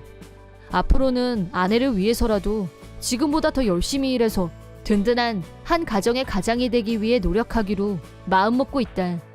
내 이름은 이지영. 평범한 소시민으로 23살의 어린이집 교사. 2년 전부터 남친 명석한과 동거 중이다. 명석한과는 어려서부터 같은 동네에 살았고 같이 놀던 소꿉친구이다. 사귀기 시작한 건 고등학교에 올라가고 나서부터였는데 서로의 모든 성장 과정을 다 아는 사이다 보니 우리 둘의 끈끈함은 세상 어느 커플보다 깊다고 자부한다. 서로 사회인이 되고 직장에서 어느 정도 자리를 잡았기 때문에 결혼을 생각하고 있던 차에 명석한한테 프로포즈를 받았다. 앞으로 꽃길만 걷길 바라는 마음뿐이었지만 한 가지 불안한 일이 있었다. 마찬가지로 같은 동네에서 어릴 적부터 알고 지낸 왕재숙이란 애가 있는데 얘가 요즘 우리 둘의 골칫거리로 등장했다. 왕재숙은 어려서부터 자기밖에 몰랐고 이기적인 성격이라 학교에서 애들이 다 싫어했다. 하지만 우리는 같은 동네 친구이다 보니 왕재숙을 외면하기 어려운 입장이었다. 어느 정도의 거리를 두고 있긴 했지만 여전히 친구 사이로 지내고 있었다. 왕재숙이 영 이상하다는 낌새를 챈 건 우리 둘이 사귀고 나서부터였다. 고등학교 때는 우리 셋 다 다른 학교를 다니고 있었는데 나하고 명석한이 역에서 만나서 같이 집에 가는 걸 우연히 목격한 왕재숙이 갑자기 이상한 소리를 냈다. 나하고 명석한이 집 앞에서 얘기를 하고 있었는데 왕재숙이 갑자기 막 우리한테 달려와서 다짜고짜 명석한 팔을 잡아채더니 야 명석한, 너 왜 이지영하고 둘이서 만나서 걸어왔어? 너 혹시 얘랑 바람 피워? 라면서 막 화를 냈다. 나도 명석한도 이건 목미? 순간 어이가 없어서 말이 안 나왔는데 너 나랑 결혼한다고 했었잖아. 근데 이거 뭐야? 라면서 눈물이 터졌다. 그러더니 삐져서 횡하고 집으로 가버렸다. 명석한한테 너 뭐 실수한 거 있어? 라고 묻자 유치원 때 나는 신부 너는 신랑 어쩌고 기억은 안 나지만 그런 정도가 아닐까 싶은데. 라고 하면서 고개를 갸웃거렸다. 더 할 얘기도 없고 해서 서로 찜찜한 기분이 남긴 했지만 각자 집으로 돌아갔다. 하지만 그날 이후로 왕재숙은 매일 명석한을 집 앞에서 기다리고 있었다. 그리고 내가 옆에 같이 있으면 바람둥이! 라고 소리치며 울었다. 어쩔 수 없이 우리는 일단 집 근처까지만 같이 가고 집 앞에서는 서로 시간차를 두고 들어가는 방법을 썼다. 왕재숙은 명석한을 매일 감시했고 정기적으로 장문의 라인을 보내기도 했다. 대략 내용은 너는 나하고 결혼할 운명이야. 네 프로포즈를 기다리고 있을게. 이런 일방적인 고백이 담긴 섬뜩한 느낌이 드는 것들이었다. 나와 명석한은 왕재숙의 행동이 스토커 행위로 번지는 건 아닐지 걱정하면서 교제를 계속해왔다. 그러다 20살이 넘어서 둘이 같이 돈을 모았고 다른 곳으로 이사하기로 했다. 살던 동네에서 멀리 떨어진 곳으로 이사를 하자 잠깐은 스토커 행위를 방어할 수 있었지만 어디로 이사했냐고 끊임없이 캐물어왔다. 명석한은 왕재숙한테 자기 회사와 새로 이사한 곳을 철저히 비밀로 하기 위해 부모님과 친구들한테도 말하지 말라고 단단히 일러뒀기 때문에 라인 정도는 참을 만하다고 했다. 하지만 내가 프로포즈를 받고 얼마 정도가 지나고 나서 급작스럽게 일이 터지고 말았다. 그날 우리는 운 좋게 퇴근 시간이 같았고 기분이 좋아서 밖에서 저녁을 해결하고 다정하게 손을 잡고 집으로 걸어가고 있었다. 그런데 아파트 입구에 도착하자 뒤에서 누가 내 팔을 잡아당겼다. 너무 놀라서 뒤를 돌아보자 거기에는 왕재숙이 서 있었다. 왕재숙은 잔뜩 화가 난 얼굴로 눈물을 흘리면서 우리를 향해서 여기서 너희 발견하고 뒤따라왔어. 이게 대체 어떻게 된 거야? 라고 소리쳤다. 이미 늦은 시간이었고 옆집 사람들한테 피해를 줄까봐 걱정돼서 울며불며 소리치는 왕재숙을 필사적으로 달랬다. 하지만 왕재숙은 왜 너희들이 손을 잡고 걸어? 왜? 여기가 명석한 네가 사는 아파트야? 라고 계속 묻고 확인했다. 왕재숙이 계속 소란을 피우자 옆집 사람이 창문에 대고 조용히 좀 합시다 라고 소리쳤다. 왕재숙은 기분 나쁘다는 듯이 혀를 차면서 다시 올게 라고 하더니 되돌아갔다. 집으로 돌아오자 명석한은 힘이 다 풀린 모습이었지만 다음에 만나면 사실대로 다 말해야겠어 라고 했다. 어쩐지 불안한 마음이 들었지만 언제까지 피할 수만 없다는 생각에 같이 만나서 다 얘기하자 라고 나도 말했다. 3일 후 집에 온 명석한은 표정이 환하게 변해 있었다. 좀 전에 집 앞에서 왕재숙을 만났거든? 날 기다리고 있었던 것 같은데 너하고 결혼할 거라고 다 말해버렸어 라고 했다. 왕재숙은 뭐래? 라고 묻자 그게 좀 불가사의한데 엄청 좋아하던데? 라는 대답을 듣자 갑자기 맥이 확 풀려버렸다. 기분이 좋아 보였더니 도무지 이해가 안 가는 면이 있었지만 아무튼 하려고 했던 말을 다 했다고 하니 앞으로 왕재숙이 어떻게 나오느냐를 지켜보다가 남은 방법은 왕재숙 부모님을 찾아가 상의하는 것뿐이라고 생각했다. 다음 날 퇴근해서 집에 오자 왕재숙이 또 집 앞에 있었다. 나는 왕재숙을 피해서 숨거나 도망가려고 했지만 왕재숙은 끈질기게 찾아내고 쫓아왔다.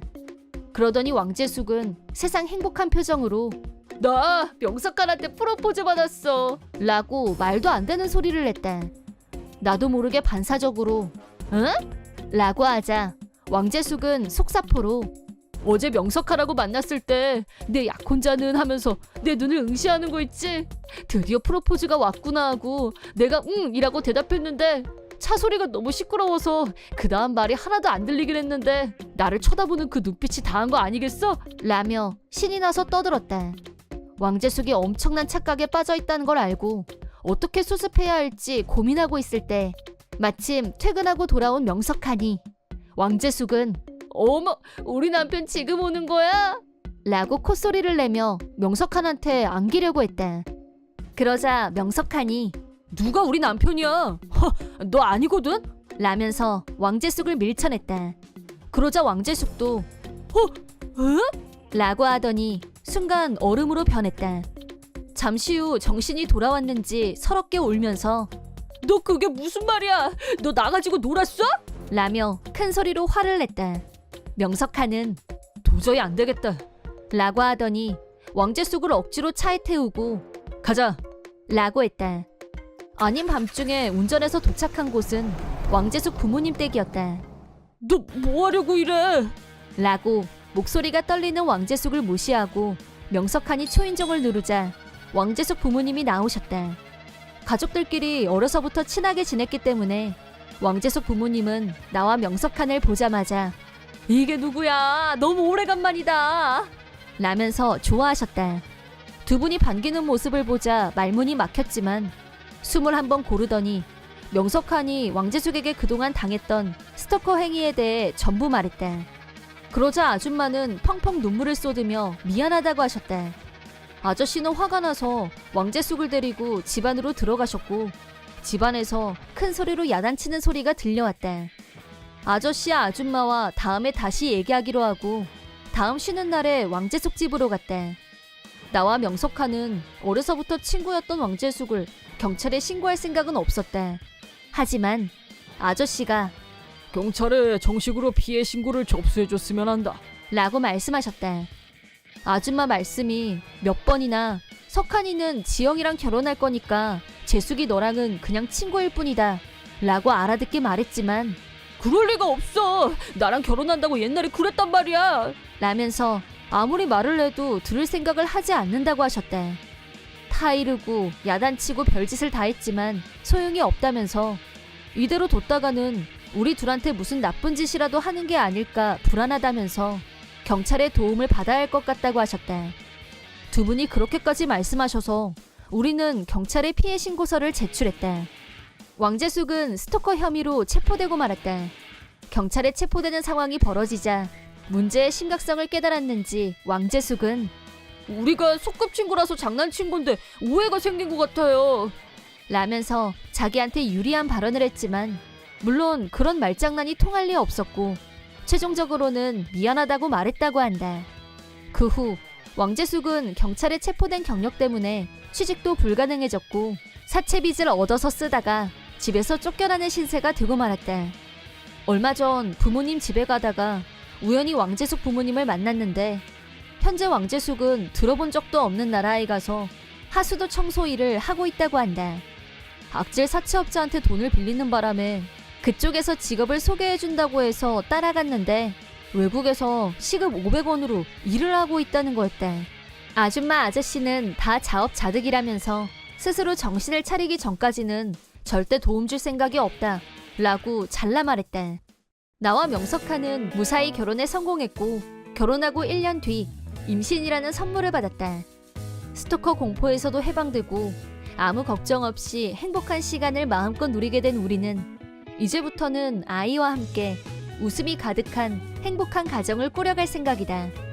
앞으로 두 번 다시 왕재숙과 만날 일은 없을 거란 생각이 들지만 그래도 어디선가 건강하게 잘 살길 바라는 마음이다. 우리 가족이 누구에게도 방해받지 않고 지금의 행복을 영원히 지켜나갈 수 있게 해야겠다는 다짐도 해본다. 나에게는 언니가 한 명 있다. 언니는 어려서부터 예쁘다는 말을 많이 들었다. 한편 나는 어려서부터 못생겼단 말을 많이 들었고 자연스럽게 외모 콤플렉스를 갖게 됐다. 엄마는 예쁘게 생긴 언니한테만 정이 갔는지 언니를 편애했고 나한테는 못생겨서 같이 밖에 나가기도 싫다며 말끝마다 면박을 줬다. 하지만 아빠는 이런 나를 항상 예뻐해 주셨다. 엄마가 언니만 편애하는 걸 두고 같은 자식인데 차별하는 게 말이 되냐며 엄마한테 늘 따끔하게 지적했다. 그러다 아빠가 돌아가셨고 그러자 언니와 엄마가 나를 막대하는 정도가 더 심해졌다. 그래서 나는 두 사람과 최대한 거리를 멀리하고 내 일은 스스로 해결하면서 지내왔는데 언니가 곧 결혼한다는 걸 알게 됐다. 집에서 독립해서 따로 떨어진 곳에 살다 보니 언니가 결혼하는 것도 전혀 모르고 있었는데 내가 그 사실을 알게 된 건 한 친구로부터 너희 언니 곧 결혼한다면서 라고 누가 물어봤기 때문이었다. 헉 하고 놀라서 감탄사가 튀어나왔지만 일단 친구 앞에서는 대충 넘어갔다. 아무리 평소에 사이가 안 좋다고 해도 어쨌든 가족이 분명한데 결혼식은 참가하는 게 좋을 것 같아서 일단 언니한테 전화를 걸었다. 하지만 언니한테서 전혀 예상치 못했던 반응이 돌아왔다. 허! 너처럼 못생긴 애를 내 결혼식에 쪽팔려서 어떻게 부르니? 내가 일부러 말도 안 하고 청첩장도 안 보냈는데 어떻게 알고 연락질이야? 뭐? 그건... 언니의 말은 가히 충격이었고 상처받았다. 언니는 다시 한번 대못을 박는 말을 했다. 다시 한번 말하는데 너 절대 올 생각하지 마. 아예 넌 죽고 없다고 했으니까 명심해. 뭐? 죽었다고 했다고? 그런 말은 장난으로도 해서는 안 되는 말 아닌가? 하지만 언니는 놀랄 거 없어. 나한테 여동생이 있는 거 아는 사람도 있는데 결혼식에 안 오면 이상하게 생각할 거 아니야? 그래서 그냥 깔끔하게 죽은 걸로 처리했어. 솔직히 너같이 못생긴 애가 내 동생이라고 하면 사람들이 얼마나 속으로 비웃겠니? 그 창피를 어떻게 감당하라고. 언니의 말을 듣는 순간 날카로운 칼에 베인 것처럼 아팠다. 하지만 언니는 내가 받는 상처 따위는 애초부터 관심이 없어 보였고 자기 하고 싶은 말을 다 내뱉더니 더 할 말이 없다며 일방적으로 전화를 끊었다. 나는 내가 죽은 사람이 돼 있단 사실에 너무 놀라서 얼떨결에 엄마한테도 전화를 걸고 말았는데 엄마한테서도 마찬가지로 믿기지 않는 말을 듣고 말았다. 네 언니 말 하나도 틀린 거 없다. 당연한 얘기 아니니? 네가 와서 네 언니 결혼식을 망치겠다는 거야 뭐야? 누가 너더러 진짜 죽으래? 결혼식 끝날 때까지 그냥 가만히 있으란 거잖아. 그게 뭐가 어렵다고. 엄마한테 더 독한 소리를 듣고 나니 거의 정신을 차릴 수가 없었다. 아무리 나를 차별한다고 해도 마음속 어딘가에는 나를 가족으로 아껴주고 있을 거라는 희망을 품고 있었던 나 자신이 한심해서 견딜 수가 없었다. 엄마와 언니는 나를 가족으로 여기고 있지 않았다. 이게 팩트다. 엄마는 언니 인생만 잘 풀리면 나는 어떻게 되든 상관없었고 그 사실을 적나라하게 확인하고 나니 눈물이 났다. 그렇다면 나도 앞으로 엄마 언니와 깨끗하게 손절하는 게 좋겠다고 생각했다. 그런데 바로 3일 후 언니한테서 라인이 왔는데 정말 이기주의의 극치를 보여줬다. 결혼식에 오는 건 절대 사양인데 축의금은 예외다. 너도 직장 다니는데 언니 결혼식에 100만 원 정도는 기본인 거 알지? 솔직히 너한테 나같이 예쁜 언니가 있다는 게 얼마나 영광이니? 너도 나 때문에 득본 게 한둘이 아닐 텐데 나한테 은혜를 갚는 게 당연한 거 아니겠어? 라는 내용이 적혀 있었고 대체 내 인생에서 가족이란 뭘까 생각하지 않을 수가 없었다.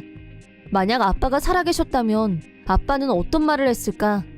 아빠라면 언니와 엄마를 절대 용서하지 않았을 거다. 하지만 이제 아빠는 이 세상에 없다. 아빠도 없는데 이런 취급을 받으면서 가족이라는 신락 같은 끈을 붙잡고 싶지 않았다. 내 결론은 언니가 보낸 라인 따위는 무시하고 내 인생을 즐기자는 거였다. 그리고 언니의 결혼식 날 초대받지 않은 나는 평상시처럼 출근했다. 그런데 뜬금없이 언니한테서 전화가 왔다.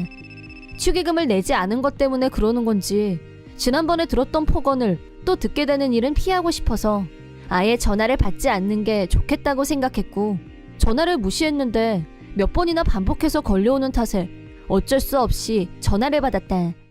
그러자 언니는 부탁이니까 지금 당장 결혼식장으로 와달라고 했다. 갑자기 왜 태도가 180도 달라졌는지도 모르겠고 오지 말라고 못 박은 사람은 언니 아니었냐고 하자 언니는 지금 자기가 얼마나 곤란한 상황인지 얘기했다. 그러니까 언니는 자타공인 미인이었고 그런 이유로 SNS에서 인플루언서 비슷한 일을 하고 있었다.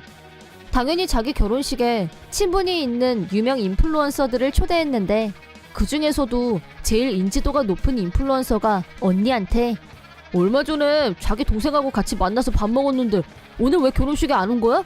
라는 말을 듣고 언니는 벼락을 맞은 것처럼 놀라고 말았다. 그게 누군지 언니한테 이름을 물어봤더니 반년 전쯤에 친구 소개로 알게 된 지인이 분명했다. 하지만 이런 우연이 있을 수 있다는 사실이 더욱 놀라웠다. 그 얘기를 옆에서 듣고 있던 다른 인플루언서들도 원을 그리며 몰려들었고, 이상하네. 아까 여동생이 죽었다고 하지 않았어? 좀 전에 그렇게 들은 것 같은데. 아니야? 혹시 여동생이 둘이야? 라고 지적하는 사람들까지 있어서 장내가 소란스러워졌다는 거였다. 분위기가 심상치 않다는 걸 알게 된 엄마는 급 당황하면서 당장 나한테 연락하라고 언니를 재촉했고, 그래서 언니가 지금 나한테 전화를 걸고 있다는 거였다. 일단 혼란을 무마시키기 위해 죽었다는 건 그냥 장난으로 해본 말이라고 둘러댔고, 동생이 늦는 것 같으니 전화 한번 해보겠다고 한 후 신부 대기실에서 급하게 연락하는 거라고 설명했다. 멀리 떨어져 있는 나한테는 무리한 요구였다. 또 바로 며칠 전에 나한테 했던 숱한 폭언들은 다 잊은 건가? 자기들이 곤란하니까 다시 오라니.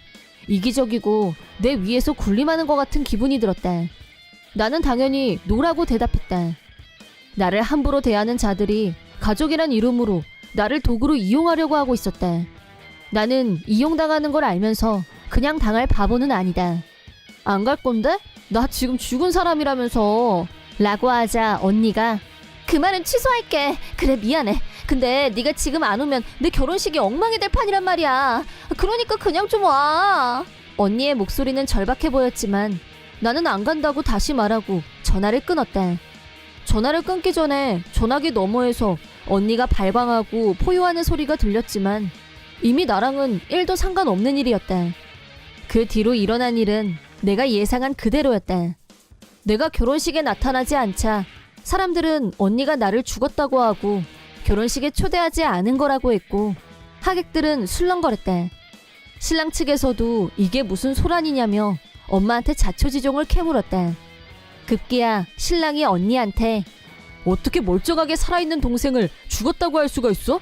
넌 정상이 아니야. 네가 그런 사람인지 미처 몰랐어. 실망이다.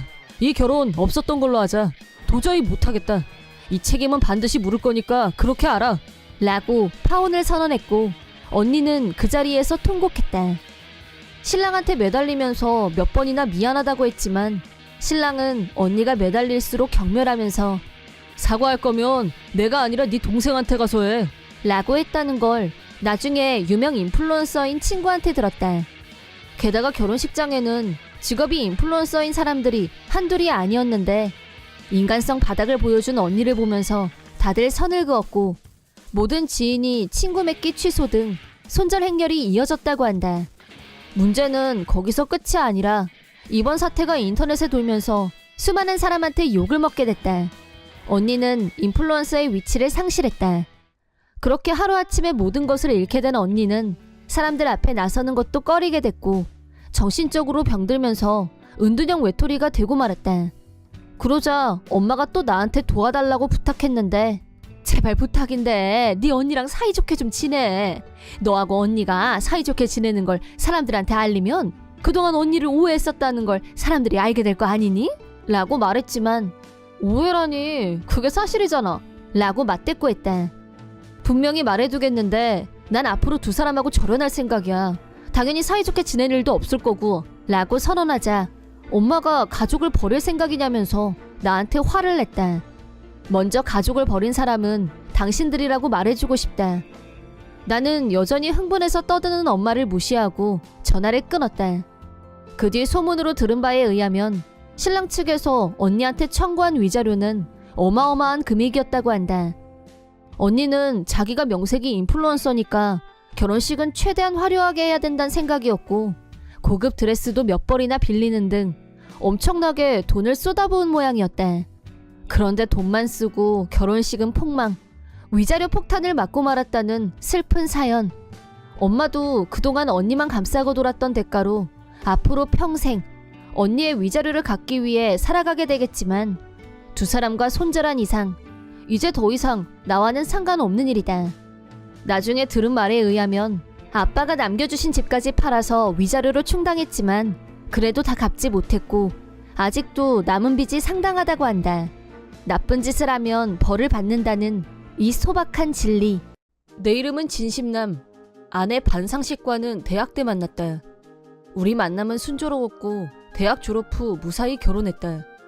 프로포즈할 때 나는 나의 취미를 솔직하게 털어놨다. 실은 나 만화 애니의 진심이거든. 말하자면 오타쿠인데 그래도 나랑 결혼해줄 수 있어? 괜찮아요. 어떤 분야이든 지식이 많은 사람은 존경스러워요. 그녀는 눈을 반짝거리며 말했다. 자기는 뭐든 한 번 빠지면 열중하는 타입이라 그 어렵다는 IT 대기업도 한 방에 합격한 것 같아요. 물론 오타쿠를 색안경을 끼고 보는 사람도 있다는 건 나도 알아요. 걱정하지 마요. 난 편견 같은 거 1도 없어요. 편견이 없다는 여자와 결혼했지만 전업주부가 된 그녀는 돌변했다. 나의 취미인 오타쿠를 경멸했다. 신혼집에 마련한 내 방에는 오타쿠 굿즈가 한 보따리, 애니, DVD, 피규어, 만화가 빼곡했다. 벽은 포스터로 장식했다. 퇴근 후 내 취미방에서 휴식을 취하고 있는데 아내가 불쑥 들어왔다. 노크도 없이 벌컥 문을 열고 들어오더니 외마디 비명을 질렀다. 이 이상한 것들은 대체 다 뭐야? 나 지금 완전 사기당한 기분이야. 결혼 전에 다 말했을 텐데. 난 자기가 집에서 텔레비전으로 만화 영화 즐겨보는 정도인 줄 알았어. 이런 쓸데없는 걸 잔뜩 사다 모으는 중증 오타쿠 환자, 병적인 인간인 줄 몰랐단 말이야. 나는 결혼 전에 내가 소유한 굿즈도 다 오픈했었다. 그때 아내는 컬렉터시네요. 너무 멋있어요. 라고 나를 띄워줬었다. 하지만 결혼 후에는 싸움의 주요 원인이 됐고 솔직히 힘들었다. 다음날 저녁 퇴근하고 집에 도착. 앞마당으로 들어서는데 아내가 마당에서 혼자 불멍을 하고 있었다. 어머, 벌써 왔어? 오늘 퇴근이 이르네? 당신 혼자서 뭘 태우고 있는 거야? 뭐긴 오타쿠 굿즈가 생각보다 활활 잘 타네? 아무래도 만화니 포스터니 종이로 된 게 많아서 그런가 봐. 뭐? 당신 평생 그러고 있을 거 생각하니까 너무 한심해서 아예 다 태워버리자고 생각했지. 내가 또 결심하면 행동하는 파라서. 근데 생각보다 너무 잘 타. 후련하고 너무 좋다. 활활 타는 오타쿠 굿즈를 보며 불멍을 때리던 아내는 통쾌하게 웃었다. 나는 폭발하고 말았다. 네가 뭔데 남의 물건을 허락도 없이 태워. 대체 무슨 생각이야? 너랑은 이혼이야. 이혼하고 싶어? 이혼이라. 좋지. 기꺼이 도장 찍어줄게. 대신 위자료 내가 원하는 만큼만 주면 언제든지 그렇게 해줄게. 이때까지만 해도 반상식은 여유만만 그 잡채. 하지만 얼마 지나지 않아 그녀는 불보다 더 뜨거운 맛을 보게 됐다. 하지만 아직은 자신의 앞날을 알지 못했고 웃으면서 이렇게 말했다. 내가 진짜 재미있는 영상 찍었거든? 이거 같이 볼래? 반상식이 찍은 영상 속에는 내가 피땀으로 모은 컬렉션들이 무참하게 화형당하는 모습이 담겨 있었다. 어때? 장난 아니지? 이거 가끔 꺼내보면 스트레스 확 풀릴 듯? 완전 소장각. 너 대체 사고 구조가 어떻게 된 애야? 어떻게 다른 사람이 소중히 하는 걸 태울 수가 있어? 그걸 촬영까지 해서 자랑이라고 보여줄 수가 있냐고? 영상에는 아내의 웃음소리와 얼굴도 들어가 있었다. 왜 당신 입장만 생각해? 내 입장은 나는 이게 너무 싫어서 해결책을 찾은 것뿐이야. 솔직히 오타쿠니 빠순이니 너무 한심해. 다 그게 그건데 종류는 왜 그렇게 많아? 싹 다 불구덩이에 집어넣으니까 얼마나 시원하던지. 아내는 불꽃에서 시선을 걷어서 다른 곳을 봤다. 시선을 따라가 보니 아무렇게나 쌓아놓은 내 컬렉션이 다음 화형을 기다리고 있었다. 아직 집행 전이었다. 아직도 쓰레기가 남았거든? 거추장스러우니까 좀 비켜줄래? 저게 왜 쓰레기야? 아니, 쓰레기야. 이 집으로 오기 전에 알아서 다 처분했으면 이런 귀찮은 일도 없었잖아. 저건 내가 용돈, 알바비 모아서 하나씩 모아온 내 보물들이야. 아예 네 자식들이라고 하지 왜? 역겹다 진짜. 당신이 뭐라고 해도 여기서 더는 안 돼. 절대! 나는 내 보물들을 지켰다. 그날 밤에 일어난 아내의 만행은 일단 정지시켰다.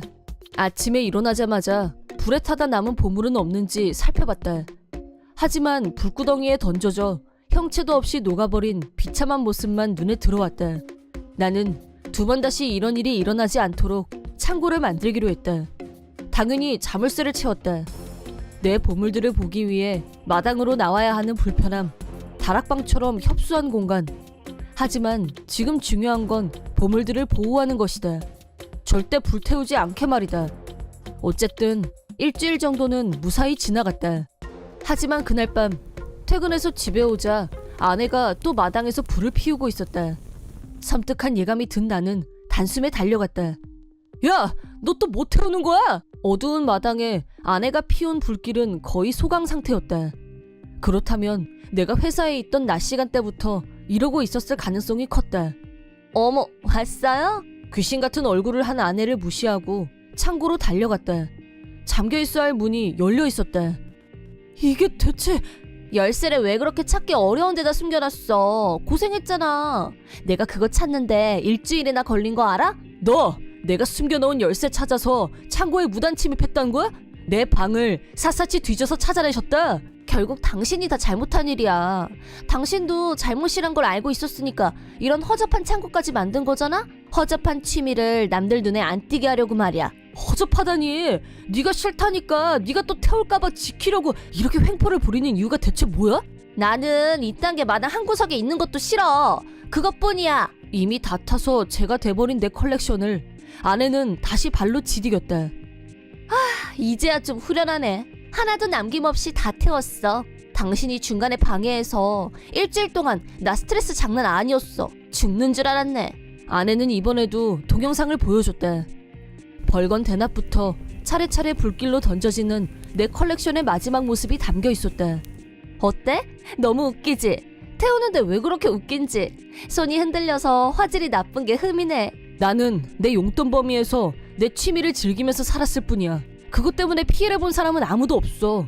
그런데 왜 이런 만행을 저지르는 건데? 피해 많이 줬거든? 보기만 해도 징그러워서 닭살이 돋는다고. 그리고 이건 장차 태어날 아기를 위한 일이기도 해. 뭐? 아내가 의도적으로 한 말인지 이해가 잘 되질 않았다. 미소녀 애니, 만화 좋아하는 남자들 솔직히 다 로리콘이잖아? 범죄자 예비군이라고. 딸이 없어서 천만 다행이지 뭐야? 나 아니었음 당신도 언젠가는 쇠고랑 차고 잡혀갔을 거야. 말 같지도 않은 소리 하지 마. 너야말로 현실과 착각을 구분 못하고 있는 거 아니야? 뭐래? 나한테 전곡 찔리고 얼굴 시뻘개진 사람이 할 소리는 아닌 것 같은데? 그건 네가 아까부터 내 취미를 범죄 취급하니까 네가 내 컬렉션들을 다 태워버려서 열받아서 그런 거다. 왜? 저런 허접한 것들 보면서 오타쿠 짓거리 할 시간에 나한테 잘해. 아내 소중한 줄 알라고. 이런 조잡한 장난감 사 모을 돈이 있으면 도우미를 구해서 나 편하게 해줄 생각을 하라고. 너 전업주부잖아. 아이가 있는 것도 아니고 집안일이 당신이 하는 유일한 일 아니야? 내 꿈은 우아하게 사는 거였어. 그래서 IT 대기업 사원에 출세할 관상이라고 굳게 믿고 당신하고 결혼한 거야. 이렇게 징그러운 취미가 있는 것까지 다 감수하면서. 나는 기가 막혔고 동시에 모든 게 이해가 됐다. 결혼 전 오타쿠 취미에 대해 특별히 이해를 구했던 건 무의미한 짓이었던 것도 알게 됐다. 이 여자는 처음부터 자기 생각만 했을 뿐이다. 나는 복수를 결심했다. 오타쿠의 끈질김이 뭔지 반드시 알게 해주리라. 그렇게 몇 주 동안 나는 컬렉션을 다시 사모으는 노력은 하지 않았다. 이제 좀 제정신이 드는 느낌적인 느낌? 이게 다 내가 전부 다 태워버려서 깨우침을 얻은 거라고. 아내는 대만족한 표정이었다. 거시적으로 생각하면 이게 다 가족을 위한 거야. 무의미한 만화책, 장난감하고 아내 둘 중에 어떤 게 더 중요한지 굳이 말 안 해도 알지? 반성하는 의미에서 앞으로는 집안일도 당신이 해. 이견 없지? 그날 이후로 아내는 집안일에서 손을 뗐다. 내 옷만 안 빨고 놔둔다거나 저녁밥이 없다거나 그런 식으로 나를 약오르게 했다. 아내의 그런 모습을 나는 몰래 촬영했다. 가정폭력의 증거물로 말이다. 또 아내가 핸드폰으로 촬영한 2번의 방화 사건 관련 영상도 확보해뒀다. 영상 속에는 아내의 모습이 제대로 찍혀 있었고 음성도 있었기 때문에 증거로서의 가치는 충분했다. 나는 양가 부모님을 불러서 이혼에 관해 얘기했다. 나는 아무 잘못 없어 라고 주장하는 반상식. 물론 저도 제 취미에 대해서 일부 눈을 찡그리고 이해 못하는 사람들이 있다는 건 잘 알고 있습니다. 그래서 반상식이 보이는 반응을 이해하려고 했어요. 하지만 함부로 태워버리는 건 다른 차원입니다. 나는 방화 사건 영상을 네 분께 보여드렸다. 장인 장모도 자기 딸에 대해 변호를 포기했다. 불기둥을 보면서 마녀처럼 웃는 반상식은 오타쿠보다 몇 배는 더 비정상으로 보였다. 그렇게 이혼했다. 전처에게 피해 보상으로 위자료 500만 원을 청구했다. 전처는 작은 아파트에서 혼자 살면서 파트 근무를 시작했다. 현재 전처가 사는 집에는 오타쿠 굿즈가 한 개도 없어서 아마 자기 주거 환경에 만족할 거라고 본다. 내 이름은 안진다. 남편 진상남과 고등학생인 아들 진정환과 살고 있는 45살의 회사원이다. 나는 아들이 둘인데 장남 진지아는 대학 졸업 후 막 취업을 한 상태이다.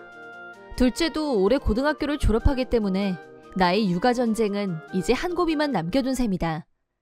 나는 오래전부터 아이들이 다 크고 나면 남편과 이혼할 생각을 하고 있었다. 이유는 과거 남편이 한번 외도를 했던 적이 있기 때문이다.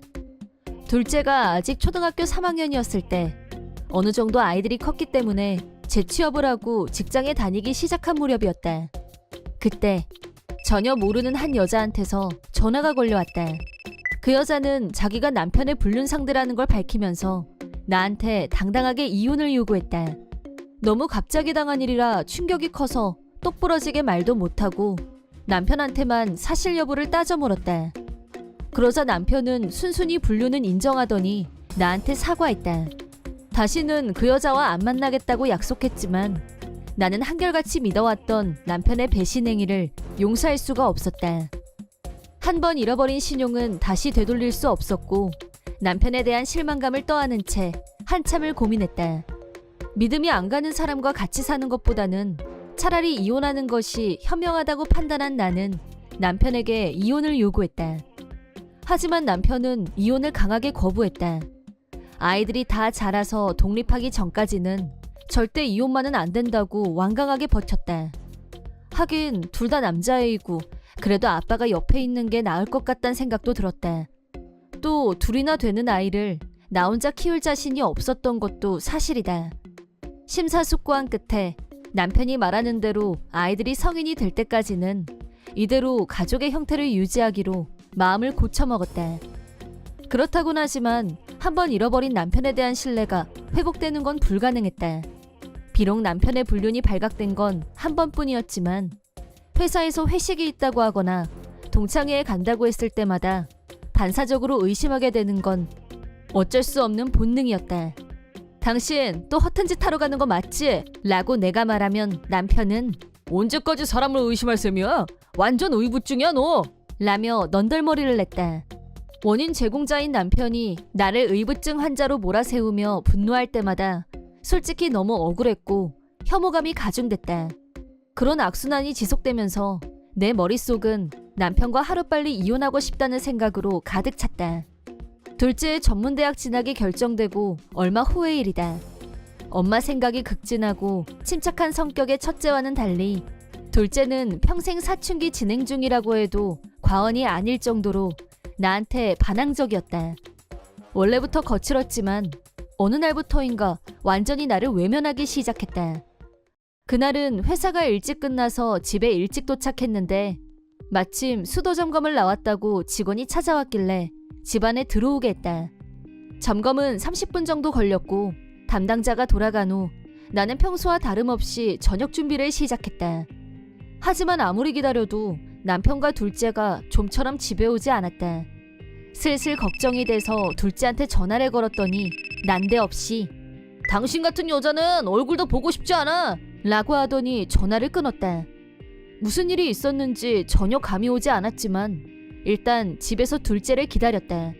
한밤중이 지나서야 집에 들어온 둘째는 내가 말을 거는데도 아무 대꾸도 안 하고 자기 방으로 들어가 버렸다. 그날 이후 둘째와 나 사이엔 어떤 대화도 오고 가지 않게 됐다. 둘째 때문에 고민이 쌓여가던 어느 날 엎친 데 덮친 격으로 또 다른 불상사가 일어나고 말았다. 어느 날 저녁 거실에서 텔레비전을 보고 있는데 분명히 자기 방에 있는 남편한테서 라인이 왔다. 메시지에는 우리 애자하고 또 여행 가고 싶다 라고 쓰여 있었다. 그걸 본 순간 구역질이 나오는 것과 동시에 두 번째 배신 행위에 대한 분노와 슬픔이 끌어올랐다. 나는 곧장 남편 방으로 달려갔고 이게 뭐냐고 묻자 그냥 가볍게 몇 번 만난 사이야 라며 마지못해 불륜을 인정했다. 이 남자와는 정말 더 이상 같이 살고 싶지 않다고 생각한 나는 애초에 둘째가 자립할 나이가 되면 이혼할 생각이었기 때문에 이혼해 라고 차갑게 말했다. 그러자 남편은 지금 가정을 파탄내자는 거야? 라고 말했다. 나는 가정을 파탄낸 장본인은 당신이야 라고 소리치며 남편에게 분노했다. 남편은 지칸이하고 두 번 다시 못 봐도 상관없어? 이혼하면 지칸이는 나하고 같이 산다고 할걸? 라며 자신만만하게 말했다. 둘째와 만나지 못할 수도 있는 상황은 절대 만들고 싶지 않았지만 요즘 나한테 보이는 태도로 미루어 봤을 때 만약 이혼한다면 둘째와도 멀어질 게 거의 확실해 보였다. 둘째를 포기하지 않으려면 지금처럼 계속 참고 사는 방법 외에 다른 방법은 정말 없는 걸까? 새로운 고민에 빠져 있을 때 싸우는 소리를 들었는지 둘째가 내 방으로 들어왔다. 기어이 이혼하려고? 엄마 진짜 최악이다 라고 했다. 분류는 남편이 했는데 왜 내가 아들한테 이런 모욕적인 발언을 들어야 하는지 도무지 이해할 수 없었고 오직 아이들만 보고 참고 견뎌온 세월이 얼만데 이런 대접을 받다니 인생 전체를 부정당한 기분이었다. 충격이 너무 커서 방에서 나갈 힘도 없었고 결국 그날은 남편과 아무 결론도 내리지 못했다. 다음 날 나는 큰애를 카페로 불렀고 현재 상황을 그대로 털어놓았다. 남편의 두 번째 불륜 사실을 알게 된 큰애는 와, 아버지 진짜 최악이다 라고 하면서 남편에게 분노했다. 큰애는 내 얘기를 끝까지 다 듣고 나더니 고개를 갸우뚱하면서 근데 이상하다. 지칸이가 원래 엄마를 엄청 좋아했는데 언제부터 그렇게 변한 거지? 라고 했다. 큰애 말처럼 둘째는 어리광쟁이에 내 껌딱지였었다. 그랬던 아이가 나한테 반항적으로 변한 시점이 사춘기 무렵하고 겹쳤기 때문에 나는 통과 의례처럼 거쳐가는 반항기라고 생각했었다. 분명히 무슨 이유가 있을 거야 라고 하더니 자기가 직접 만나서 장남은 이유를 물어보겠다고 했다. 며칠 후 큰애와 지난번 만났던 카페에서 다시 만나기로 했는데 큰애가 둘째를 데리고 같이 왔다. 둘째는 딴 데만 쳐다보고 억지로 온 것처럼 보였지만 큰애가 뭐해? 얼른 말해! 라고 하자 엄마 그동안 내가 잘못했어 라고 말했다. 그러더니 둘째가 지금까지 있었던 일에 대해 털어놨다. 사춘기가 막 시작된 중학교 1학년 때 남편이 갑자기 할 얘기가 있다며 둘째만 따로 불렀고 둘만 있는 자리에서 실은 네 엄마가 불륜을 한 것 같아 라고 하더니 불륜 내용까지 아주 자세하게 알려줬다고 한다. 둘째는 큰 충격을 받았고 나에 대한 생각이 완전히 달라지고 말았다. 그날 이후 나와는 눈도 마주치기 싫어서 피해 다녔다는 거였다. 심지어 남편은 둘째와 둘만 있을 때는 어김없이 내 불륜 문제에 대해 상의했다고 한다. 그런 식으로 남편은 치밀하게 둘째한테 자기 말을 믿게 만들었다. 말도 안 돼. 어떻게 그런 거짓말까지 하면서 사춘기인 애를 세뇌시킬 수가 있어? 내가 흥분을 감추지 못하자 큰애가 우리 셋이 같이 가서 아버지가 자기 입으로 진실을 말하게 하는 게 어때? 라고 제안했다. 우리 셋은 곧장 남편 회사로 달려갔다. 마침 회사 로비에서 전화를 걸고 있는 남편을 발견, 신변을 확보했다. 우리는 남편을 둘러싸고 큰 소리로 각자의 분노를 표출했다. 여기 회사야! 다들 정신이 나갔어? 뭐야? 라며 남편은 당황했다.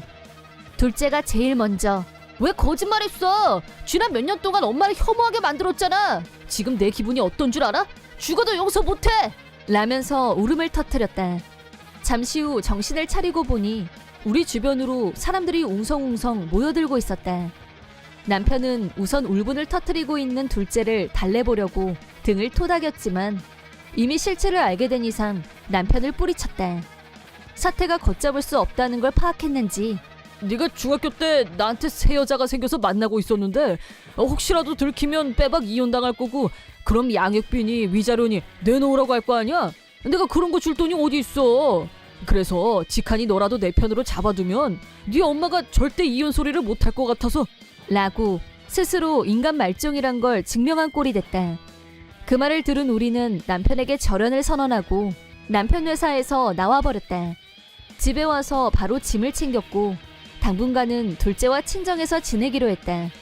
그 후 변호사를 써서 남편에게 위자료를 청구했고 둘째의 학비를 전액 책임질 것을 약속받았다. 남편은 위자료를 내는 게 죽기보다 싫었는지 마지막까지 이혼하기 싫다고 발악을 했지만 그딴 억지가 통할 리 없었고 이혼이 성립됐다. 회사에도 제대로 진상인 게 다 까발려진 남편은 당연히 사내 평판이 실추됐다.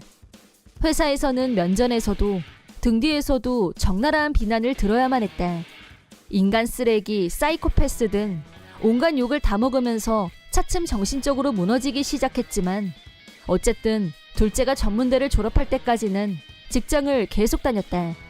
하지만 둘째가 취업하고 나자 그나마 지탱하고 있던 정신력이 완전히 무너지면서 여전히 욕먹는 일이 일상이었던 회사에 아무 말도 없이 무단결근을 하더니 결국 연락이 두절됐다. 그 후로 전 남편이 살아있는지 죽었는지조차 아는 사람은 아무도 없다. 나는 이미 두 아들 모두 다 자립했기 때문에 전 남편은 아무래도 상관없었다. 한편 나는 예전처럼 엄마를 끔찍하게 생각하는 아들로 돌아온 둘째와 취직은 했지만 여전히 같이 살고 있다. 자기가 결혼하기 전까지는 엄마를 돌보면서 같이 있고 싶다는 작은 아들이 말만이라도 얼마나 고마운지 모르겠다. 앞으로도 두 아들과의 가족애를 소중히 하면서 우리 세모자 언제까지고 사이좋게 지냈으면 하는 바람뿐이다.